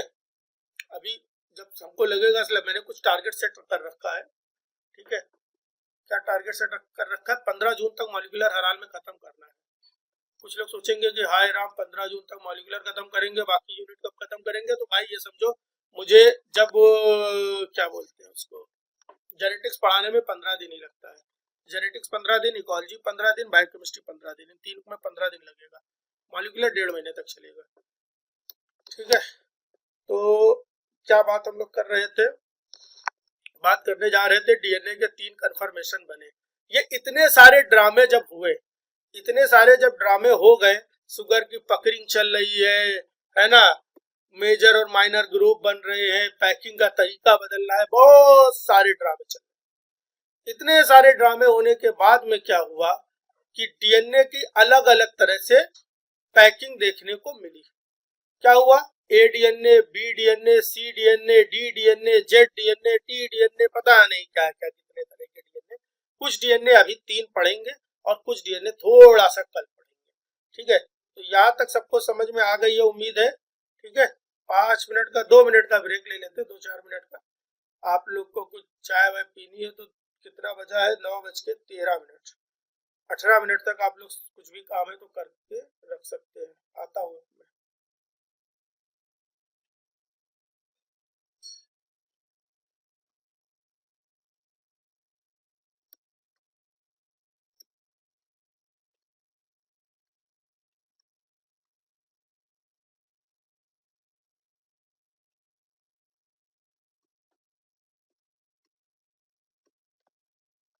ठीक है, चलिए स्टार्ट करते हैं अब आगे हम लोग। और एक बहुत इंपॉर्टेंट टेबल को समझते हैं। छोटू सी टेबल है और बहुत ज्यादा स्कोरिंग टेबल है, बहुत छोटी सी टेबल और बहुत ज्यादा स्कोरिंग, जिसको कभी भी रटना नहीं पड़ेगा आपको। आ जाते हैं भाई, देखते हैं पूरी पिक्चर में इसी को चला देते हैं, क्योंकि कुछ भी पहले देख लेते हैं। ए डीएनए, बी डीएनए और जेड डीएनए, तीन तरह के डीएनए के बारे में पढ़ना है। बी डीएनए, ए डीएनए और जेड डीएनए कहाँ पाया जाता है, क्या होता है, वो बाद में जानेंगे कहाँ पाया जाता है। तो नॉर्मल जो सेलुलर डीएनए हम लोगों में रहता है वो ए डीएनए, सॉरी क्या है, बी डीएनए है। नॉर्मल जो बी डीएनए ही रहता है हम लोगों में, जो हम लोग वाटसन क्रिक मॉडल में पढ़े हैं वो सब बी डीएनए के बारे में पढ़े हुए हैं। उससे जो डेविएशन हो रहा है वो अलग कहानी है। मोस्ट अग्रिंग है, इसको हम लोग वाटसन क्रिक डीएनए के नाम से भी जानते हैं। ए डीएनए का क्वेश्चन आ जाए, वाटसन क्रिक डीएनए में कितना होता है, कितना होता है हेलिक्स, राइस कितना होता है, ये सब ड्रामा कुछ भी आया तो आप समझ लो बी डीएनए पूछा है। ए डीएनए का होता है जब डिहाइड्रेटेड कंडीशन होने लगती है तो डीएनए थोड़ा सा श्रिंक कर जाता है और कैसा हो जाता है, ए डीएनए फॉर्म में आ जाता है डिहाइड्रेटेड कंडीशन में। लेकिन जब हम लोग क्या करते हैं, जब खूब सारा साल्ट कंसंट्रेशन होता है, हाई साल्ट कंसंट्रेशन होता है, तो डीएनए का कंफर्मेशन कैसे होने लगता है, जेड डीएनए हो जाता है। ये हाई साल्ट कंसंट्रेशन ही केवल काम नहीं करेगा। अच्छा एक बार ये कंफर्म कर दो, ये सबको दिख रहा है, आवाज आ रही है, दिख रहा है, हाँ मैंने तो स्टार्ट कर दिया बगैर पूछे, ठीक है, मतलब सब वापस भी आ गए हैं, ठीक है ठीक है। ये हाई साल्ट कंसंट्रेशन जो होता है ना, ये देखो लिखा हुआ है हाई साल्ट कंसंट्रेशन पे डीएनए बनता है, वो जेड डीएनए बनाता है। ये केवल हाई साल्ट कंसंट्रेशन ही नहीं, इसमें कुछ खासियत भी रहती है। इसमें खासियत क्या होती है, इसमें जीसी रिच होता है, और जीसी रिच ऐसा वैसा जीसी रिच नहीं, जीसी जीसी जीसी जीसी लगातार जीसी जीसी पाया जाता है। जी जी जी जी सी सी सी सी काम नहीं चलेगा, जी सी जी सी जी सी। इससे हुआ क्या, इससे होता क्या है, आपने पढ़ा हुआ था ग्वानीन। ग्वानीन क्या करता है, ग्वानीन जो होता है वो सिन कन्फर्मेशन दे पाता है, और मैंने बताया था कि ग्वानीन जो है वो सिन कन्फर्मेशन देता है है ना। ग्वानीन क्या कर रहा है, ग्वानीन सिन कन्फर्मेशन देता है, और साइटोसिन क्या करता है, वो एंटी कन्फर्मेशन देता है। मैंने बताया था जेड डीएनए में ग्वानीन सिन कन्फर्मेशन देता है, इतनी बात आप लोगों को मैंने समझाई थी, है ना, कहीं पे सिन और एंटी बताया था। तो आप खुद ही समझो क्या होगा, एक बना सिन, एक हुआ सिन और दूसरा हुआ एंटी। रुक जाइए जरा, कलम बना ले, हाँ ठीक है, एक हुआ सिन, फिर हुआ एंटी, फिर हुआ सिन, फिर हुआ एंटी। ये कहानी ऐसी चलेगी, सिन से एंटी, एंटी से सिन, सिन से एंटी, एंटी से सिन। तो यहाँ पे हो क्या रहा है, यहाँ पे हो क्या रहा है, यहाँ पर हो रहा है अल्टरनेशन। किसका अल्टरनेशन हो रहा है, सिन एंटी सिन एंटी सिन एंटी। क्यों हो रहा है, क्योंकि GC GC GC GC repeat है। अगर यही जी जी जी जी हो जाता, जी जी जी जी हो जाता, या सी सी सी सी होता, तो यहाँ पर या तो सिन सिन सिन सिन होता, या तो एंटी एंटी एंटी होता। लेकिन ऐसा नहीं हुआ, जेड डीएनए के पास एक खूबसूरत सा अरेंजमेंट पाया गया, और जिसका नाम था जीसी जीसी अरेंजमेंट। जीसी में जी जो होता है वो सिन कन्फर्मेशन शो करता है, ठीक है, जिसके कारण क्या होता है, जिसके कारण क्या होने वाला है कि सिन एंटी अल्टरनेटिंग मैनर में आ जाएंगे। Alternating purine pyrimidine sequences, alternating purine and pyrimidine sequences, यहाँ पे प्यूरिन जो है वो जी है और पिरिमिडीन जो है वो सी है, ठीक है। हाई साल्ट कंसंट्रेशन में बनता है, हैव निगेटिव सुपर कॉइलिंग। इनकी एक और खास बात है, इनकी सुपर कॉइलिंग कैसी होती है, निगेटिव होती है। एक्टिव ट्रांसक्रिप्शन रीजन, आप ध्यान रखना, ये पहले पहले अभी मतलब पुरानी जो थोड़ी सी पुरानी बुक मिलेगी वहां पे लिखा होगा इनएक्टिव कन्फर्मेशन, ट्रांसक्रिप्शनली इनएक्टिव होते हैं, लेकिन ऐसा नहीं है, ये ट्रांसक्रिप्शनली इनएक्टिव नहीं है ना, ये ट्रांसक्रिप्शनली एक्टिव है। थोड़ी सी पुरानी का मतलब जब 2020-21 में मैंने निकाला था तब मैं इनएक्टिव पढ़ता था, वही तो बोल रहा हूँ ना कि मुझे अपने नोट्स को अपडेट भी करना है, बहुत सारी नई नई चीजें आ रही तो उसको करने में टाइम लग रहा है, ये तो नोट्स तो मैं एकदम पूरा यूनिट का एक बार में दे दूँ, ठीक है। तो एक्टिव ट्रांसक्रिप्शनली एक्टिव होते हैं, मतलब स्ट्रिक्टली अब जब कहीं पे लिखा हो जाएगा कि ये इनएक्टिव होते हैं, अगर इनएक्टिव लिख के आया और उन्होंने इसको सही आंसर माना तो आप ऑब्जेक्शन कर सकते हो, आराम से ऑब्जेक्शन कर सकते हो, बहुत सारा रेफरेंस मैं खुद दे दूंगा, ठीक है। तो ये ट्रांसक्रिप्शनली एक्टिव होते हैं। या कहीं कहीं पे इनएक्टिव भी हो सकते हैं, लेकिन स्ट्रिक्टली इनएक्टिव नहीं होते हैं, हमेशा इनएक्टिव नहीं होंगे, ये ट्रांसक्रिप्शनली एक्टिव रहेंगे। मतलब जेड डीएनए में भी ट्रांसक्रिप्शन हो सकता है, हर समय ट्रांसक्रिप्शन नहीं होगा, हर समय ट्रांसक्रिप्शनली इनएक्टिव भी नहीं रहेंगे। ये बोला जा सकता है कि पूरी तरह से इनएक्टिव नहीं, कभी कभी एक्टिव भी हो सकता है। ठीक है, जो पहले बोला जाता था कि पूरी तरह से इनएक्टिव होते हैं, लेफ्ट हैंडेड होते हैं और जिगजैग बैकबोन बनाते हैं। जिगजैग क्यों बनाया? क्योंकि सिन एंटी कॉन्फर्मेशन चल रहा था। बी डीएनए और जेड डीएनए सॉरी ए डीएनए ने जिगजैग क्यों नहीं बनाया? क्योंकि उसमें कौन सा कन्फर्मेशन लगातार चल रहा था? एंटी चल रहा था, एंटी से दूरी ज्यादा हो रही थी, है ना। सिन एंटी याद आ रहा है ना, सिन मतलब साथ साथ आ रहा है, तो रिपल्सन ज्यादा लग रहा है, तो रिपल्सन को कम करना है। सीधी बात ये जाननी है, एक दो लाइन आप पढ़ लिए, याद रख लिए कि रिपल्सन कम होगा तो स्टेबिलिटी ज्यादा होगी, अट्रैक्शन ज्यादा होगा तो स्टेबिलिटी ज्यादा होगी, एनर्जी कम होगी तो स्टेबिलिटी ज्यादा होगी, एनर्जी ज्यादा होगी तो स्टेबिलिटी कम होगा। ठीक है, एनर्जी ज्यादा, फ्री एनर्जी अगर ज्यादा है तो वो स्टेबिलिटी कम है ना। सबसे थिनेस्ट होता है, सबसे पतला होता है, स्टीपी होता है ना। इतनी बातें सबको समझ में आ गई कि नहीं आ गई? जल्दी से बताइए भाई। आ गई, आस्था को आ गया, कपिल जी को आ गया, विवेक जी को आ गया, रिपुमन को भी आ गया, सबको आ गया, मनाल मैम को भी आ गया। मनाल मैम ने आज पूरा लेक्चर नहीं किया, मुझे लग रहा बिजी है थोड़ा सा, कोई बात नहीं। अच्छा ओके मैम, आज रिस्पॉन्स नहीं कर रही ना मैम आप?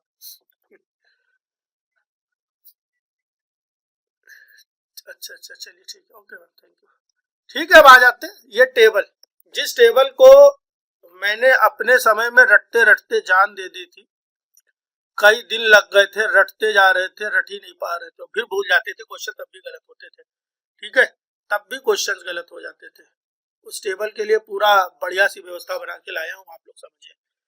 देखिए, आप लोगों को पहली बात पता होना चाहिए कि जो जीवन काल से आप लोग पढ़ते चले आ रहे हो वो है बीडीएनए, इसलिए बीडीएनए के बारे में बातें पता होनी चाहिए।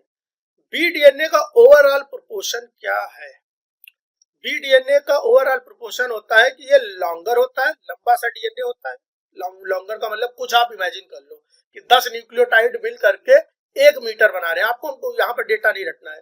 10 न्यूक्लियोटाइड मिल करके 1 मीटर या 1 सेंटीमीटर, जो आपका मन हो वो बना सकते हो।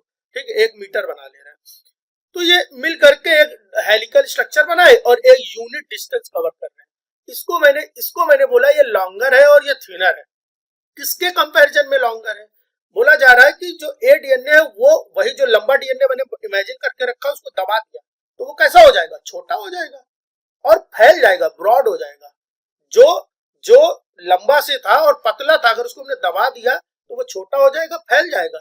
नहीं समझ पा रहे हो? एक आटे की बड़ी सी लोई, जीवन में खूब रोटी वही बनाई होगी, है ना, जीवन में खूब बढ़िया रोटी, कपिल जी बहुत बढ़िया रोटी बनाते हैं। ठीक है, जीवन में खूब बढ़िया से आपने ऐसे रोटी बनाई, बड़ी सी लोई बना दी है, ये लॉन्गर है और थिनर है।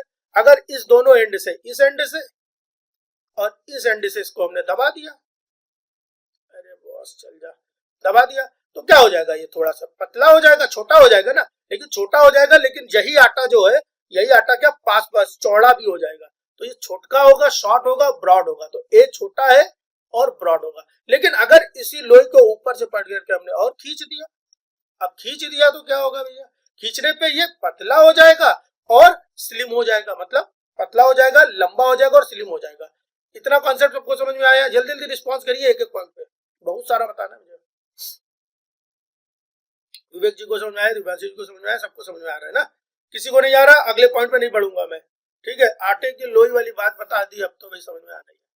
ठीक है, अगला पॉइंट क्या है? राइस पर बेस पेयर, ये तो आपको पहले से आता है। राइस पर बेस पेयर, एक बेस पेयर को मतलब, ठीक है, एक बेस पेयर जो है वो कितना राइज कर रहा। अब आप देखो, मोटा माटी आपको ये वैल्यू याद नहीं रखनी है। ए मेरे रिस्पेक्टेड टीचर, सर, मैडम्स, आपको वैल्यू याद नहीं रखी, आपको बीडीएनए की वैल्यू याद है, 3.4 होती है लगभग। यहाँ पे एग्जैक्ट वैल्यू लिखी हुई है 3.32, है ना। एग्जैक्ट आप निकल के बोल सकते हो, वहां पे एवरेज लिख देते 3.4, ओवरऑल 3.3 के आसपास है। अब आप खुद ही समझो, जब डीएनए आपने पतला कर दिया और न्यूक्लियोटाइड फिक्स है, तो अब जब पतला कर दिया तो न्यूक्लियोटाइड पास पास आ जाएंगे, और लंबा कर देंगे तो न्यूक्लियोटाइड दूर दूर चले जाएंगे। जब पतला कर दिया तो पास पास आ गए, पास पास आ गए तो दूरी कम हो गई, दूरी कम हो गई तो राइज पर बेस पेयर की जो है वैल्यू कम हो जाएगी। और जब हमने खींच दिया था उसको, तो खींचने पे क्या हो रहा था, वो राइज पर बेस पेयर की दूरी बढ़ जा रही थी। बोलिए भाई, इतनी बात समझ में आ रही? दूसरा पॉइंट जल्दी जल्दी, सबको आ रही है? सबको आ रही है, सबको आ रही है, वेरी गुड। चलिए तीसरा पॉइंट, इसमें कुछ भी नहीं रखना है। बीडीएनए में पता है राइज पर बेस पेयर का मतलब पता होना चाहिए। एक दो बेस पेयर, एक बेस पेयर ये, एक बेस पेयर ये, इनके बीच की डिस्टेंस है ना। ये इलास्टिक बंधी हुई है, इसको यहाँ से पकड़ा और यहाँ से पकड़ा, खींच दिया तो दोनों के बीच की डिस्टेंस बढ़ गई। तो खींचा हुआ जो है वो जेड डीएनए में है, इसलिए डिस्टेंस इसके कंपैरिजन में देखो ज्यादा दिख रही है, 3.3 और 3.8 दिख रही है। और अगर इसको दबा दिया, प्रेस कर दिया, तो इसके कंपैरिजन में कम दिख रही है, 2.3 हो गया। हेलिक्स पैकिंग डायमीटर, हेलिक्स को पैक करने का डायमीटर क्या है, तो इसका नॉर्मल है 23। अच्छा, जिसको आप 20 पढ़ते थे, इसको आप 20 बोलते हो, है ना। ये एग्जैक्ट वैल्यू बढ़िया लैरेंजर से उठाया गया है, बढ़िया रेफरेंस बुक से उठाया गया है, एक चीज है ना। तो ये 20 एंगस्ट्रॉम पढ़ते हो, अगर 20 एंगस्ट्रॉम आ रहा है तो ज्यादा खफा होने की जरूरत नहीं है, वो 20 एंगस्ट्रॉम भी ठीक है। 23 रहता है एग्जैक्ट वैल्यू, 23 इसका ये। अब आप खुद ही सोचो, अगर दबा दोगे तो क्या होगा, डायमीटर बढ़ रहा होगा ना, वही आटे की लोई दबा दिया तो चौड़ी हो गई, डायमीटर बढ़ गया तो देखो भाई बढ़ गया। और यहाँ डायमीटर पतला हो गया तो पतला दिख रहा है ना। इसको हम लोग बोल सकते हो कैसी है, ये स्लिम है, स्टिपी है, पतली है, तो डायमीटर कम हो गया। आपको ये सब वैल्यू याद नहीं रखनी है, ये वैल्यू याद नहीं रखनी, ये वैल्यू याद नहीं रखनी, इन वैल्यू को नहीं याद रखना, आपको याद रखना है कि ये कम हो गया। और कब कहां से हो रहा, सारी चीजें इसी से पता चल रही है, ठीक है, सारी चीजें पता चल रही है। इसके बाद क्या रहा, ये तो बहुत आसान है, ये राइट हैंडेड होता है, ये राइट हैंडेड होता है, और ये लेफ्ट हैंडेड रहता है, ठीक है, ये भी पता चल गया, ये तो अभी मैंने पहले ही बताया था। बेस पेयर रिपीट यूनिट, कितने बेस पेयर के बाद यूनिट रिपीट होती, ये बड़ा इंपॉर्टेंट पॉइंट है, इस चीज को हम लोगों को समझना है, इस चीज को हम लोगों को समझना है, कितने बेस पेयर के बाद यूनिट जो है वो रिपीट हो रही है। अब देखो मान लेते, अब ये लिखा हुआ 1 1 और 2 है ना, 1 1 2। अच्छा, अब देखते हैं कि मान लिया कि ये एक डीएनए का स्ट्रैंड है, ये एक डीएनए का स्ट्रैंड है, ये बेस पेयर है, ये बेस पेयर है, ये बेस पेयर है, ऐसे बेस पेयर चल रहे हैं, ठीक है। अब आप हमको बताओ, ए डीएनए में कौन सा कंफर्मेशन रहता है, anti confirmation, anti confirmation, anti confirmation, सब एंटी कंफर्मेशन रहते हैं, सब एंटी कंफर्मेशन रहते हैं, लगातार एंटी कंफर्मेशन रहते हैं, ठीक है। तो लगातार एंटी कंफर्मेशन कितने के बाद आ जा रहा है सर, एक के बाद ही आ जा रहा है, इसके बाद इसका एंटी, इसके बाद फिर एंटी, फिर एंटी, फिर एंटी, फिर एंटी, लगातार एंटी एंटी एंटी। तो बेस पेयर रिपीट यूनिट क्या हो रही है, लगातार आ रही है, इसलिए बेस पेयर रिपीट यूनिट, इसमें भी एंटी रहता है, इसमें भी एंटी रहता है, इसलिए 1 बना रहा है। लेकिन लेकिन अगर हम लोग बात करें जेड डीएनए में, जेड डीएनए में मैंने आपको पहले बताया, जेड डीएनए में जीसी जो होता है वो रिपीट रहता है, इसलिए एक एंटी और एक सिन, और फिर एक एंटी और फिर एक सिन, फिर एक एंटी और फिर एक सिन, है ना। सिन जो होता है, मैंने बोला सिन कौन होता है, जी होता है, जी, है ना, अभी याद करने का तरीका भी बताऊंगा, ठीक है। सिन जो होता है वो कौन होता है, जी होता है। तो एक एंटी एक सिन, एक एंटी एक सिन लगातार पाया जाएगा, ठीक है, एक एंटी। तो अब बताओ एंटी कितने के बाद रिपीट हो रहा है, एंटी है लेकिन एक का गैप है, फिर एंटी आया, कितने के बाद आ रहा है, 2 के बाद आ रहा है, इसलिए यहाँ पर 2 वैल्यू लिखी हुई है, ठीक है। तो पॉइंट नंबर 1 2 3 4 5, 5 तक के किसी को कोई दिक्कत, कुछ भी रटना है, कुछ भी रटने लायक लग रहा है कि सर ये तो रट लेंगे, अगर आपने एक बार भी सोचा ये रट लेंगे तो आप एग्जाम क्वालिफाई कर नहीं पाओगे। बड़े बड़े टीचर बता रहे हैं कि भैया मॉलिक्यूलर रटने वाली यूनिट है, बार बार पढ़ो, बार बार पढ़ो। कल एक वीडियो देख रहे थे, उसमें बोला गया मॉलिक्यूलर रटने की यूनिट, कैसे रटने की यूनिट है, कैसे रटने की यूनिट है, कुछ नहीं रटने, टाइम लगता है बस, 1.5 महीने मॉलिक्यूलर सब पढ़ाएंगे ही नहीं, समझ रहे हो, 1.5 महीने तक मॉलिक्यूलर, 1.5 महीने में 3 यूनिट खत्म कर दी जाती है। ये टेबल 10 मिनट में खत्म हो जाती है कि बेटा टेबल इसको रट लो, रट लो, कैसे रट लो, कितना रट लोगे भाई, 8-10 यूनिट हम पढ़ाएंगे, मैं 12 यूनिट नहीं पढ़ाऊंगा, मैं एनिमल फिजियोलॉजी नहीं पढ़ाऊंगा, मैं इम्यूनोलॉजी बहुत ज्यादा नहीं पढ़ाऊंगा, हो सकता है बिल्कुल भी ना पढ़ाऊं, क्योंकि सब पढ़ लोगे तो एग्जाम नहीं निकलेगा, कंफर्म है नहीं निकलेगा आपका एग्जाम। एग्जाम निकालने के लिए आपको उतना पढ़ना जितना आपको हर चीज याद रहे, 8-9 यूनिट तक बहुत है, ठीक है, बहुत है, उतना, उतने से बहुत अच्छा एग्जाम निकलेगा, उतना ही पढ़ाकर ऑल इंडिया 61 रैंक मैं लाया, मतलब दिलवाया हूँ बच्चे को, और ऐसे बच्चे को दिलवाया जिसको कुछ नहीं आ रहा था। अब थोड़ा बुराई कर रहा है उसके बाद नाम नहीं लूंगा, आपको पता होना चाहिए, जो मैं शेयर करता हूँ तो पहले नंबर पर उसी की फोटो लगी हुई है, ठीक है, उसको कुछ नहीं आ रहा था एमएससी में, इवन इंग्लिश भी उसकी गड़बड़ हो जाती थी, लेकिन हाँ उसने बहुत मेहनत करी है। वो सेल्फ स्टडी 12-12 14-14 घंटे सेल्फ स्टडी करती थी लड़की, समझ पा रहे हो? तो उसने मेहनत करी है, और 8-9 यूनिट लगभग पढ़ाया मैंने, 9 यूनिट पढ़ाया। क्या नहीं पढ़ाया मैंने एनिमल फिजियोलॉजी नहीं पढ़ाई, इम्यूनोलॉजी नहीं पढ़ाई, बस बाकी सब पढ़ाया मैंने, है ना, बाकी सब पढ़ाया। देखो मैंने सेल बायोलॉजी और सेल सिग्नलिंग एक ही यूनिट मानता हूँ, तो उसको मैंने एक ही यूनिट मान रखा है। चलिए भाई, इतनी बातें समझ में आई, आगे बढ़ते हैं भाई। आया राइस पर बेस पेयर। भाई राइस पर बेस पेयर क्या है? राइस पर बेस पेयर, राइस पर बेस पेयर, ये 2 बार आ गया है। सॉरी सर, ये 2 बार आ गया, इसको पहले काट दो, देखो काम भी कम होता जा रहा है धीरे धीरे। ये 2 बार आ गया, पता नहीं क्यों आ गया। टेबल में ये सही करना है, एक चीज ये सही करना है, एक चीज और कुछ सही करनी थी, मैं भूल गया, पता नहीं क्या बताया था कुछ। राइस पर बेस पेयर, ठीक है, तो ये तो सही करना ही करना है मुझे। एक मिनट नोट कर ले भाई, नोट हमारे बढ़िया बनने चाहिए। राइस पर बेस पेयर,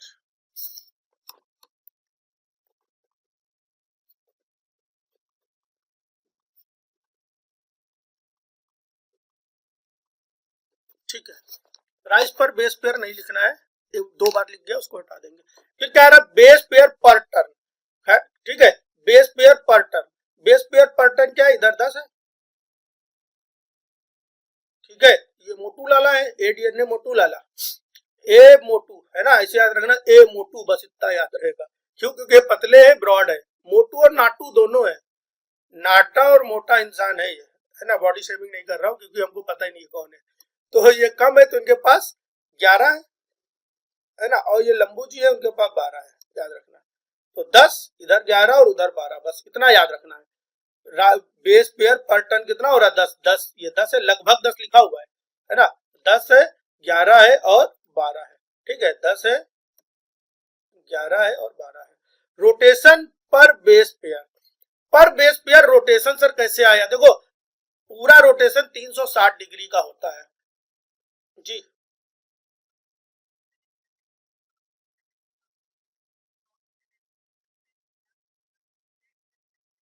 हाँ वहां पे, हाँ इसका फिक्स रहता है मैम, क्योंकि ये हेलिकल फॉर्म में पूरी तरह से हो नहीं रहा ना, ये जिग जैग रहता है, ठीक है।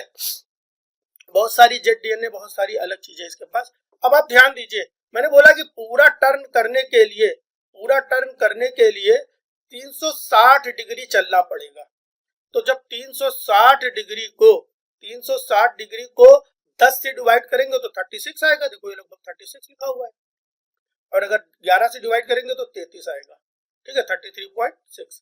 तो 360 डिग्री कवर करने के लिए ये, और 360 डिग्री कवर करने के लिए ये, लेकिन इसमें कुछ अलग कहानी लिखी हुई है, यहाँ पे लिखा हुआ है 60 डिग्री पर टू बेस पेयर।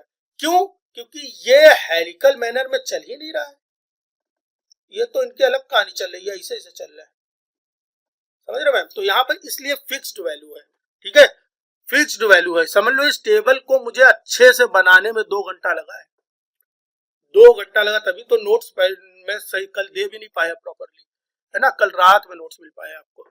तो 12, ठीक है, यहाँ पर 60 डिग्री पर टू बेस पेयर, दो बेस पेयर में रोटेशन कितना हो रहा है, 60 डिग्री का हो रहा है, रोटेशन कितना चल रहा है, 60 डिग्री का, ठीक है। तो 12 डिग्री पे 12 चंग 72, आप बोलोगे 720 डिग्री, तो पहली बात मैं सर्कल की बात ही नहीं कर रहा हूँ, मैं हेलिक्स की बात ही नहीं कर रहा हूँ, जेड डीएनए में हेलिक्स लेवल की कोई बात ही नहीं चल रही है, ठीक है, वहां पे तो जिगजैग पैटर्न फॉलो हो रहा है, ठीक है।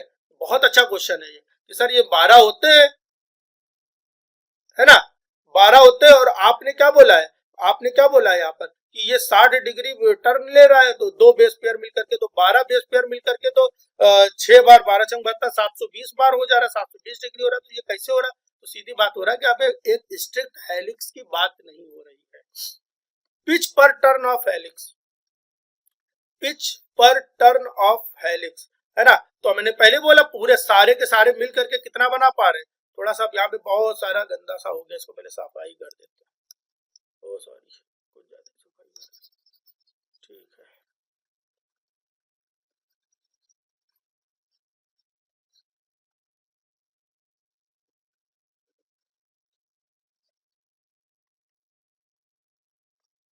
चलिए ठीक है।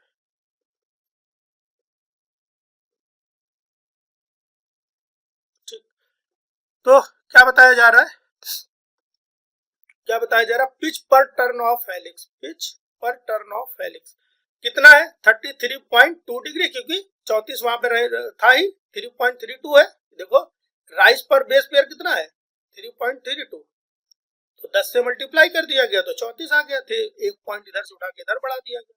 यहाँ पर कितना है 2.3 है सर, तो यहाँ पे 2.3 है, ध्यान देना। तो इसको हमने किससे मल्टीप्लाई किया, इसको हमने 10 से मल्टीप्लाई किया, इसको हमने किससे मल्टीप्लाई किया, इसको हमने 11 से मल्टीप्लाई किया, क्योंकि इसमें 11 रहते हैं।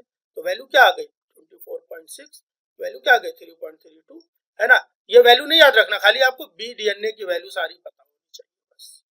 और एक्चुअली में वैल्यू वो पूछता भी नहीं है, वो आपका कॉन्सेप्ट जानना चाहता है, ठीक है। और यहाँ पे अलग ही कहानी, इनकी अलग जीवन यापन चल रहा है, इनका 45.6 एंगस्ट्रॉम चल रहा है, ठीक है, 45.6 एंगस्ट्रॉम चल रहा है। तो 45.6 3.8 को साइड 12 से अगर मल्टीप्लाई करेंगे तो आएगा 45.6, है ना, 8 16 हाँ आ जाएगा, 8 2 जा 16 कैरी आया 1 और 12 13 36 12 12 8 108 कैरी आया 10 12 13 36 46, ठीक है आ जाएगा, ठीक है। तो लगभग इतना ही आने वाला है, बात समझ में आ रही कि नहीं आ रही। तो इसको इससे मल्टीप्लाई किया तो लगभग इतना आने वाला है, लेकिन आपको केवल इस पे फोकस करना है, कहीं पर नहीं आ रहा होगा तो बहुत ज्यादा आपको बुरा मानने की जरूरत नहीं है, आपको कॉन्सेप्ट पढ़ना और कॉन्सेप्ट से ही क्वेश्चन आएगा।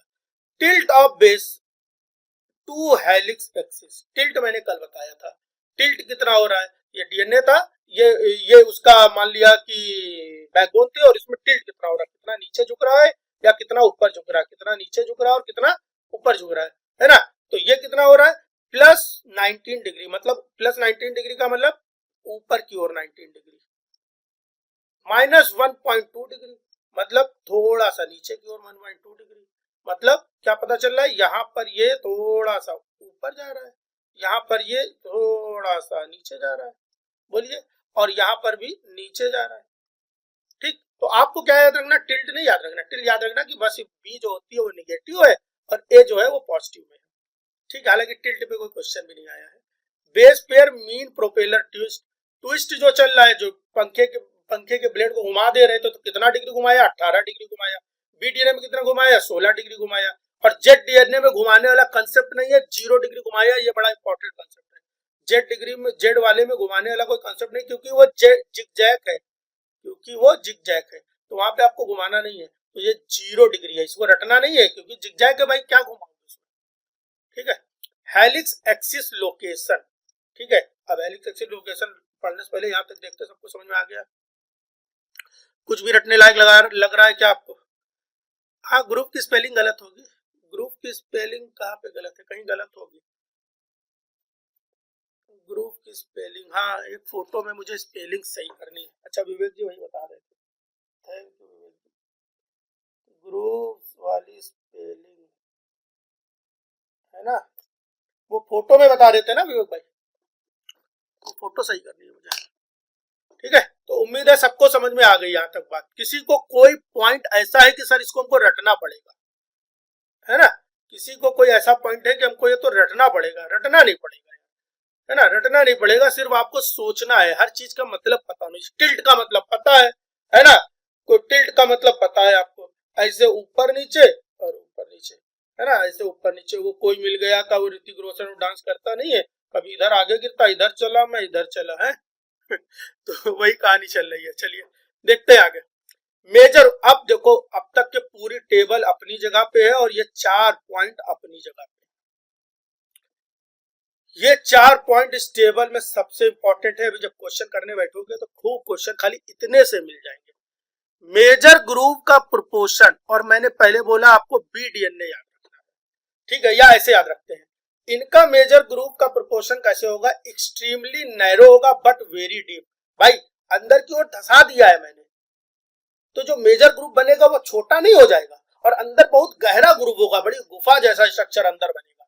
भाई क्या समझ में आ रही बात, जो मैंने ऐसे लंबा सा हेलिक्स रखा था उसको मैंने इसे दबा दिया है, मैंने पहले बताया ए डीएनए का दब चुका है, तो वो कैसा होगा, ग्रुप जो होगा वो छोटा ग्रुप बनेगा, ठीक है, ग्रुप जो होगा वो कैसा बनेगा, छोटा ग्रुप बनेगा। जो ग्रुप ऐसा बनना चाहिए था, इमेजिन करो, आप इमेजिन करो ये मान लिया ऐसा ग्रुप था, अब आपने इस पॉइंट पे और इस पॉइंट पे रख करके इसको दबाया, तो क्या ये ग्रुप ऐसा हो जाएगा? हो जाएगा। तो क्या इस ग्रुप को हम लोग नैरो बोल दें? बोल दें। क्या हम इस ग्रुप को डीप बोल दें? बोल दें। तो इसको हमने क्या लिखा है? हमने लिखा है, ये एक्सट्रीमली, अच्छा यानी हेलिक्स एक्सिस लोकेशन नहीं बताया मैंने, अभी बता दे रहे हैं। चलो पहले अब वाला पॉइंट शुरू होगा, ये बता दे। एक्सट्रीमली नैरो होगा बट वेरी डीप होगा, ठीक है। और इस वाले को, जेड वाले को इतना पकड़ के खींचा, यहां से पकड़ के अगर हम इसको खींच दे ऊपर की ओर, नीचे की ओर, तो क्या ये लगभग ऐसा नहीं हो जाएगा? लगभग फ्लैट जैसा। और बीच की बात कौन कर रहा है? बीच की बात कौन कर रहा है? बीच की बात कर रहा है BDNA। तो ये फ्लैट हो जाएगा out on the axis surface, लगभग फ्लैट होगा और एक्सिस सरफेस पे रहेगा। ये extremely narrow but very deep होगा। ये क्या होगा? Wide with intermediate depth. ये इसी की बात कर रहा है, ये मैंने बी की ही बात करी। तो ये बी हो गया, बी को जब दबाया तो ए बना और जब खींचा तो जेड बना। बोलिए ये वाला पॉइंट सबको समझ में आया? पहले वाले पॉइंट से रिलेटेड कुछ नया नहीं है, आया, सबको आया, ठीक है। बस आप लोग को करना क्या है, नींद आपको गायब रखनी है, नींद भी उड़ जाएगी। बहुत लोग नींद वाले बहुत ज्यादा 14-14 घंटे सो जाते हैं, उनका क्या किया जाए, ठीक है। नींद गायब रखनी है, बोर तो नहीं होने दूंगा मैं। 12 बजे तक भी हो सकता है किसी दिन मैं लगातार 12 बजे तक पढ़ाऊं, पहले बता दूंगा 12 बजे तक लगातार पढ़ाने वाला हूँ, ठीक है। 12 बजे तक लगातार पढ़ाने वाला हूँ और आज नहीं बताऊंगा, और उस दिन बोर तो नहीं होगे तुम, चाहे जितना लंबी क्लास चले। बस नींद गायब रखना और अपने आप को फ्री रखना। तो मेजर ग्रुप प्रोपोर्शन का extremely narrow but very deep, wide with intermediate depth, flattened on the axis. अच्छा, helix axis location major group से को पार कर रही है, थ्रू द बेस पेयर जा रही है और माइनर ग्रुप को पार कर रही है, ठीक है।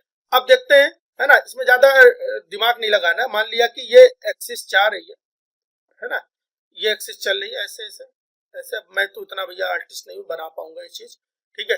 मान लिया कि जब ये चली कहानी, ये कहानी चली, तो ये हेलिक्स के एक्सिस राइस हुई, एक हेलिक्स की सेंट्रल एक्सिस होगी, ऐसे सीधे सीधे चल रही है, लाइन को सीधा मान के चलते हैं। ये हेलिक्स की एक एक्सिस चलेगी, इस लाइन को हम लोग सीधा मान के चले, अब सीधी बनी। जब सीधी सीधी एक्सिस चली तो किसको पार करी? किसको पार कर रही है? तो बी डीएनए में बोला बेस पेयर के साथ चल रही है ना। इधर बेस पेयर है, फिर इधर से बेस पेयर आया, है ना, फिर इधर से बेस पेयर आया, फिर इधर से बेस पेयर आया। तो बेस पेयर के अलोंग द बेस पेयर चल रही in case of B DNA. While in case of A DNA ये कहां पे चलेगी? मेजर ग्रुप के साथ चलेगी। क्वेश्चन यह है कि सर ये मेजर ग्रुप के साथ क्यों चल रही है? भाई मेजर ग्रुप, अब मैंने पहले बोला, ग्रुप जो है बहुत ज्यादा डीप बन गया है। देखियो नजारा, जब डीप ग्रुप बना है तो जब एक्सिस चल रही होगी तो मेजर ग्रुप को ही तो ज्यादा पार करेगी। ऐसे कहानी चल रही है, मेजर ग्रुप इतना लंबा गहरा जा रहा है और माइनर ग्रुप इतनी पतली सी आ रही है, फिर मेजर इतनी लंबी सी जा रही है और फिर माइनर इतनी पतली, नहीं उल्टा बना दिया, सॉरी उल्टा क्या बनाया, अब इधर से आएगा। मेजर ग्रुप इधर से आ रही लंबी सी और ये माइनर ग्रुप जा रहा है, फिर मेजर इधर से जा रही लंबी सी, फिर ये माइनर जा रहा है, ठीक है। अब अगर हम एक इससे एक्सिस बनाने की कोशिश करें, 20 से एक्सिस लाने जा रहे, लाइन 20 से ही चलेगी, तो बताओ किसको टच कर रही है? यार इतना अच्छे से तो हमें भी कोई नहीं समझाया था। चलिए बताइए, विवेक भारती जी को, मनाल मैम को, सबको समझ में आ रहा है? सबको मौज आ रही है कि नहीं आ रही है? कुछ भी रटने लायक लग रहा है क्या? नहीं रटने लायक लग रहा है यार, ठीक है। आज है फ्राइडे, इसमें हो सकता है कई लोगों का डेमो चल रहा हो, डेमो खत्म है आज। अगर कल क्लास हुई, है ना, अगर कल क्लास हुई तो कल आखिरी डेमो है। अगर कल क्लास नहीं हुई, क्योंकि मैं इस पे भी काम कर रहा हूँ कि मैं पहले से नोट्स दे दूं, तो हो सकता है अगर यही मूड बन जाएगा कि पहले से नोट्स देना, तो हो सकता है कल मैं क्लास ना लूं, परसों भी ना लूं, मंडे से रेगुलर क्लास करूं, फ्राइडे सैटरडे संडे ना लूं, है ना। तो आज ही डेमो लास्ट हो जाएगी, तो फिर जिनको सब्सक्रिप्शन पेड वाला लेना है वो अपना आके हमसे संपर्क कर लेंगे, और हो सकता है कल क्लास ले लूं। तो अगर ले लूंगा तब भी वो लास्ट डेमो हो जाएगी, फिर 10 तारीख आ जाएगी, टाटा बाय बाय हो जाएगा, ठीक है, चलिए आप ध्यान दीजिए। और भाई जो आपके साथ वाले हैं उनको थोड़ा सा सजेस्ट करिए, टीम में हमारे पास ज्यादा है नहीं, टेक्निकली भी हम ही को वर्क करना होता है, नोट्स भी खुद ही बनाना है, प्रचार भी खुद ही करना है, सब कुछ खुद ही करना है, तो ना कोई टीम है ना कोई टेक्निकल टीम है। ठीक है, बस खाली सुबह सुबह कॉफी बना के मिल जाती थी, वो भी आज नहीं मिल पाई है, खुद ही बनाना पड़ा है। तो यही सपोर्ट है। तो जो भी आपके जानने वाले हैं, अगर अच्छा लग रहा है, अब समझ में आ रहा है कि हाँ कुछ अलग चीजें पढ़ा रहे हैं, लाइव क्लास में भी पूरा मजा मिल रहा है, तो आप सजेस्ट कर सकते हैं। नहीं तो वो तो हमें पता ही है, हमारा टारगेट तो 2 साल का ही है, 2 साल में बिल्कुल भीड़ लग जाएगी, समझ रहे हो। चलिए देखते हैं आगे कहां तक पॉइंट हो गया था, एक्सिस वाला पॉइंट। ये एक्सिस वाला पॉइंट सबको समझ में आया ना, एक्सिस वाला पॉइंट सबको समझ आया, कुछ नहीं रटना भाई। जब मेजर ग्रुप गहरा है तो 20 से लाइन पार होगी, तो भाई कहां से पार होगी, मेजर से ही पार होगी। इसमें दोनों तरफ बराबर है तो बेस से पार होगी, और इसमें कहां से पार होगी, माइनर ग्रुप से पार होगी। ठीक है, एक याद करने का तरीका ये है, और एक ये है बेस समझने का तरीका है। ये है आपकी मेंटोस वाली जिंदगी, और एक आम जिंदगी भी लोग जीना चाह रहे हैं। आम जिंदगी भी फिलहाल हम मना करते हैं, आम जिंदगी मत जीजिए। लेकिन आम जिंदगी क्या है, आम जिंदगी ये है कि इधर जो भी लिखा होता, हालांकि आम जिंदगी जिएगा नहीं, आपको मेंटोस बन के रहना, लेकिन फिर भी मैं बता रहा हूँ, इधर जो लिखा होता है मेजर में, इधर ए में, जेड में जस्ट उसके अपोजिट लिखा हुआ है मेजर। इधर लिखा हुआ है extremely narrow but very deep, है ना। तो जेड में लिखा हुआ है ये नैरो है तो ये फ्लैट है ना। इसमें ये लिखा हुआ है मेजर के साथ extremely narrow but very deep, तो ये माइनर के साथ हो जाएगा। जेड में यही चीज माइनर के साथ हो जाएगी, extremely narrow but very deep. ठीक है, इनकी माइनर ग्रुप बहुत ज्यादा नैरो होती है। ठीक है, तो क्वेश्चन यह है कि सर माइनर ग्रुप नैरो कैसे होती है, भाई माइनर ग्रुप ये होती है, ऐसी माइनर ग्रुप आई, समझो। अब मेजर ग्रुप ऐसी आई, तो ज्यादा मेजर ग्रुप का मतलब ये नहीं होता है कि कौन कितना डीप है, मेजर ग्रुप का मतलब होता है उस 360 डिग्री या हेलिक्स या एक सर्कल, जो भी आप पैरामीटर मान के चलो, उसमें मेजर एरिया कौन कवर कर रहा है। जैसे वहां पर major area 240 degree major group कर रहा था, ऐसे इसमें मेजर एरिया कौन कवर कर रहा है, इसलिए इसको मेजर ग्रुप बोला गया। ठीक है, तो जेड डीएनए में मेजर एरिया तो मेजर ग्रुप कर रहा है, लेकिन डीपनेस किसकी ज्यादा आ रही है, वो माइनर की आ रही है। ये छोटका सा ही एरिया कवर कर पा रहा है, और ये बड़ा सा एरिया, जब इसीलिए जब सेंट्रल एक्सिस बनाई जाएगी तो माइनर को पार करेगा, मेजर को पार नहीं करेगा। ठीक है, तो अब देखो, ये तो आपको मैंने बताया नॉर्मल जिंदगी में। और जिंदगी क्या कहती है कि हमको हर चीज का बेस पता होना चाहिए। तो ये वाला पॉइंट भी क्लियर हो गया, ये वाला क्लियर हो गया। इस वाले पॉइंट पे आते हैं, minor group proportion very broad but shallow. Minor group क्या होता है, बहुत ही चौड़ा, इसके जस्ट अपोजिट, इसके जस्ट अपोजिट मेजर के जस्ट अपोजिट, मेजर क्या है, extremely narrow but very deep. इसमें क्या हो जाएगा, आप जो मेजर है उसके जस्ट अपोजिट माइनर होगा भाई, तभी बात बनेगी। तो वेरी ब्रॉड बट शैलो, इसमें क्या होगा, extremely narrow but very deep, इसके जस्ट अपोजिट। और इसमें तो बीच की ही बात चल रही है, वाइड विद इंटरमीडिएट डेप्थ, और इसमें क्या होगा, नैरो विद इंटरमीडिएट डेप्थ। बस ये वाइड था तो उसके अपोजिट माइनर उसके जस्ट अपोजिट हो गया, क्या हो गया, नैरो विद इंटरमीडिएट डेप्थ। ठीक है, आगे क्या आ रहा है ये आपको पहले से पता है। ग्लाइकोसिल बॉन्ड फॉर्मेशन कैसा हो रहा है, एंटी एंटी, और इसमें क्या हो रहा है, एंटी C2 के साथ, सॉरी ग्वानिन के साथ सिन, और साइटोसिन के साथ एंटी, है ना। तो आप ऐसे याद रखना कि आपका कोई मित्र है जिसका नाम है जी शान, क्या नाम है, जी शान, है ना, जी शान। वो बड़ा इस समय दुखी है, उसके जीवन में कोई दुख का पहाड़ टूट गया है।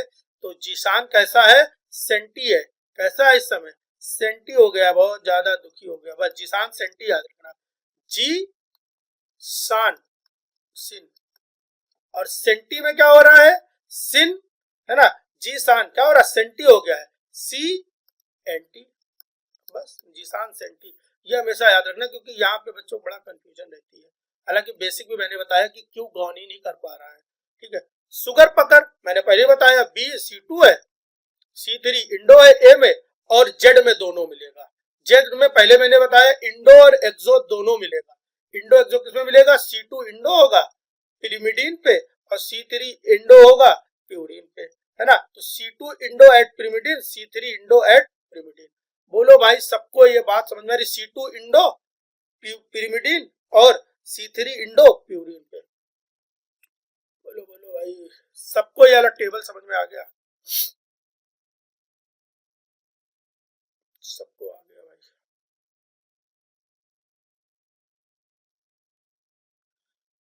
बताइए, किसी को कोई कहीं पे कंफ्यूजन? सबको बात समझ में आ गई? किसी को कोई कंफ्यूजन हो तो बताओ। आज बहुत ज्यादा कंसेप्ट आपको पता भी नहीं है। हम लोगों ने सिर्फ आज की क्लास से, जिन्होंने अनसॉर्ट खरीद लिया है, सिर्फ आज की क्लास से कम अनसॉर्ट के 300 मिशन 381 चल रहा है। मिशन एक सीक्रेट मिशन पे आप लोग हो, मिशन 381 चल रहा है। 381 में 365 तक तो कर ही लेना है। उस 365 का खाली कम से कम 20 क्वेश्चन तो आज की क्लास से निपट चुका है। और टोटल जो लोग है लगभग आप 50 क्वेश्चन करने के काबिल बन चुके हो, खाली अभी अभी इतने से ही।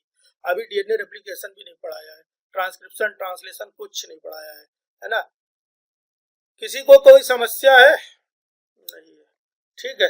तो फिलहाल यहीं तक के आज हमको पढ़ाना था अच्छे से। किसी को कोई समस्या हो रही है तो वो बता सकता है, डायरेक्ट बता सकता है। कहीं पे किसी को कुछ रटने लायक लग रहा है कि भाई ये सर रटने लायक बात थी, ये आप बता दीजिए, तो मैं भी बता सकता हूँ।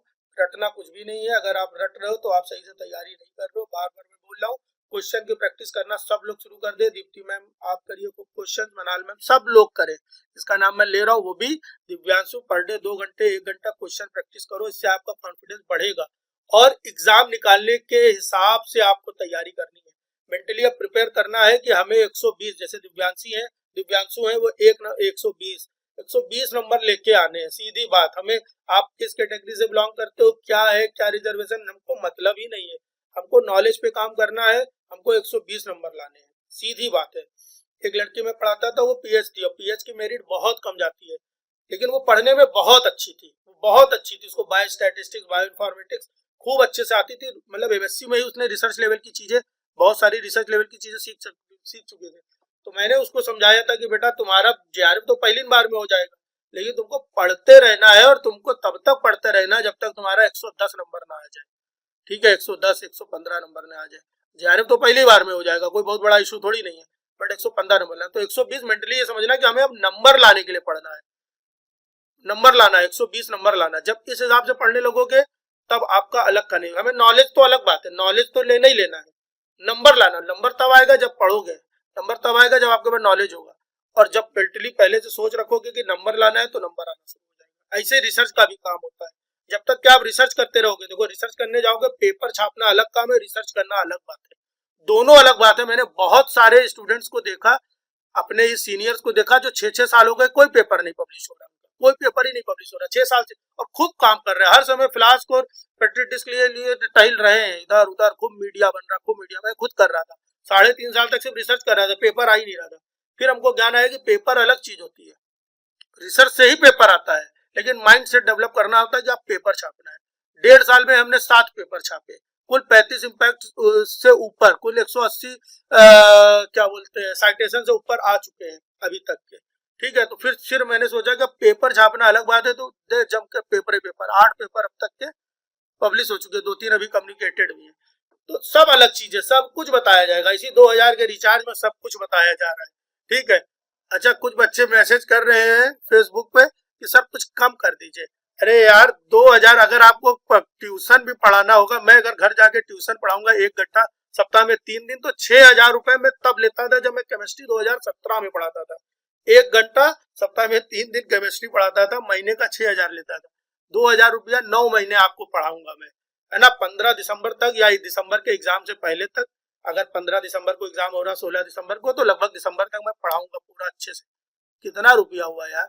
हमें नहीं लग रहा 100-200 रुपया भी तो नहीं हुआ महीने का। ठीक है, चलिए आज की क्लास यहीं पे कंप्लीट करते हैं। कल मिलते हैं फिर से हम लोग खूब अच्छे से, है ना? जो भी आपके जानने वाले हैं उनको खूब अच्छे से शेयर करिए। आप ही लोग हमारी टीम हो, अभी मजा और ज्यादा। जैसे कुछ लोग का ये सोचना होता है, कुछ लोग की ये थिंकिंग चल रही है कि अगर ज्यादा आ जाएंगे तो यही कंपटीशन बढ़ा देगा। कुछ कंपटीशन नहीं बढ़ेगा। ज्यादा आ जाएगा तो मैं शाम वाली क्लास जहाँ मैं पढ़ाने जाता हूँ मजबूरी में वो छोड़ दूंगा। बिल्कुल खुल के शब्दों से समझिए, आप इस दुनिया के इंसान हो, मैं भी इस दुनिया में, सब छोड़ दूंगा। अभी पूरी तरह से इसी में लग जाऊंगा। मेरा टारगेट है जहाँ 100 बच्चे हुए पूरी तरह से इसी में लग जाऊंगा। ठीक है, अभी शाम वाला सारा ड्रामा खत्म। ठीक है, चलिए जी मैम।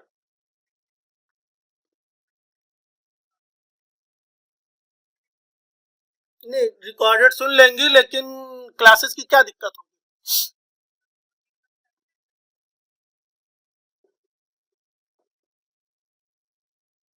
तो ठीक है उनको, जी ठीक है मैम, वो तो अलग बात है। मैं उनसे मैम ये बोल दीजिए कि अपना जो आठ, क्या बोलते हैं कि ये 8 7 8 वीडियो, जो कल वाली वीडियो अभी मैं अपलोड भी नहीं कर पाया हूँ, तो अपलोड हो गया, सॉरी।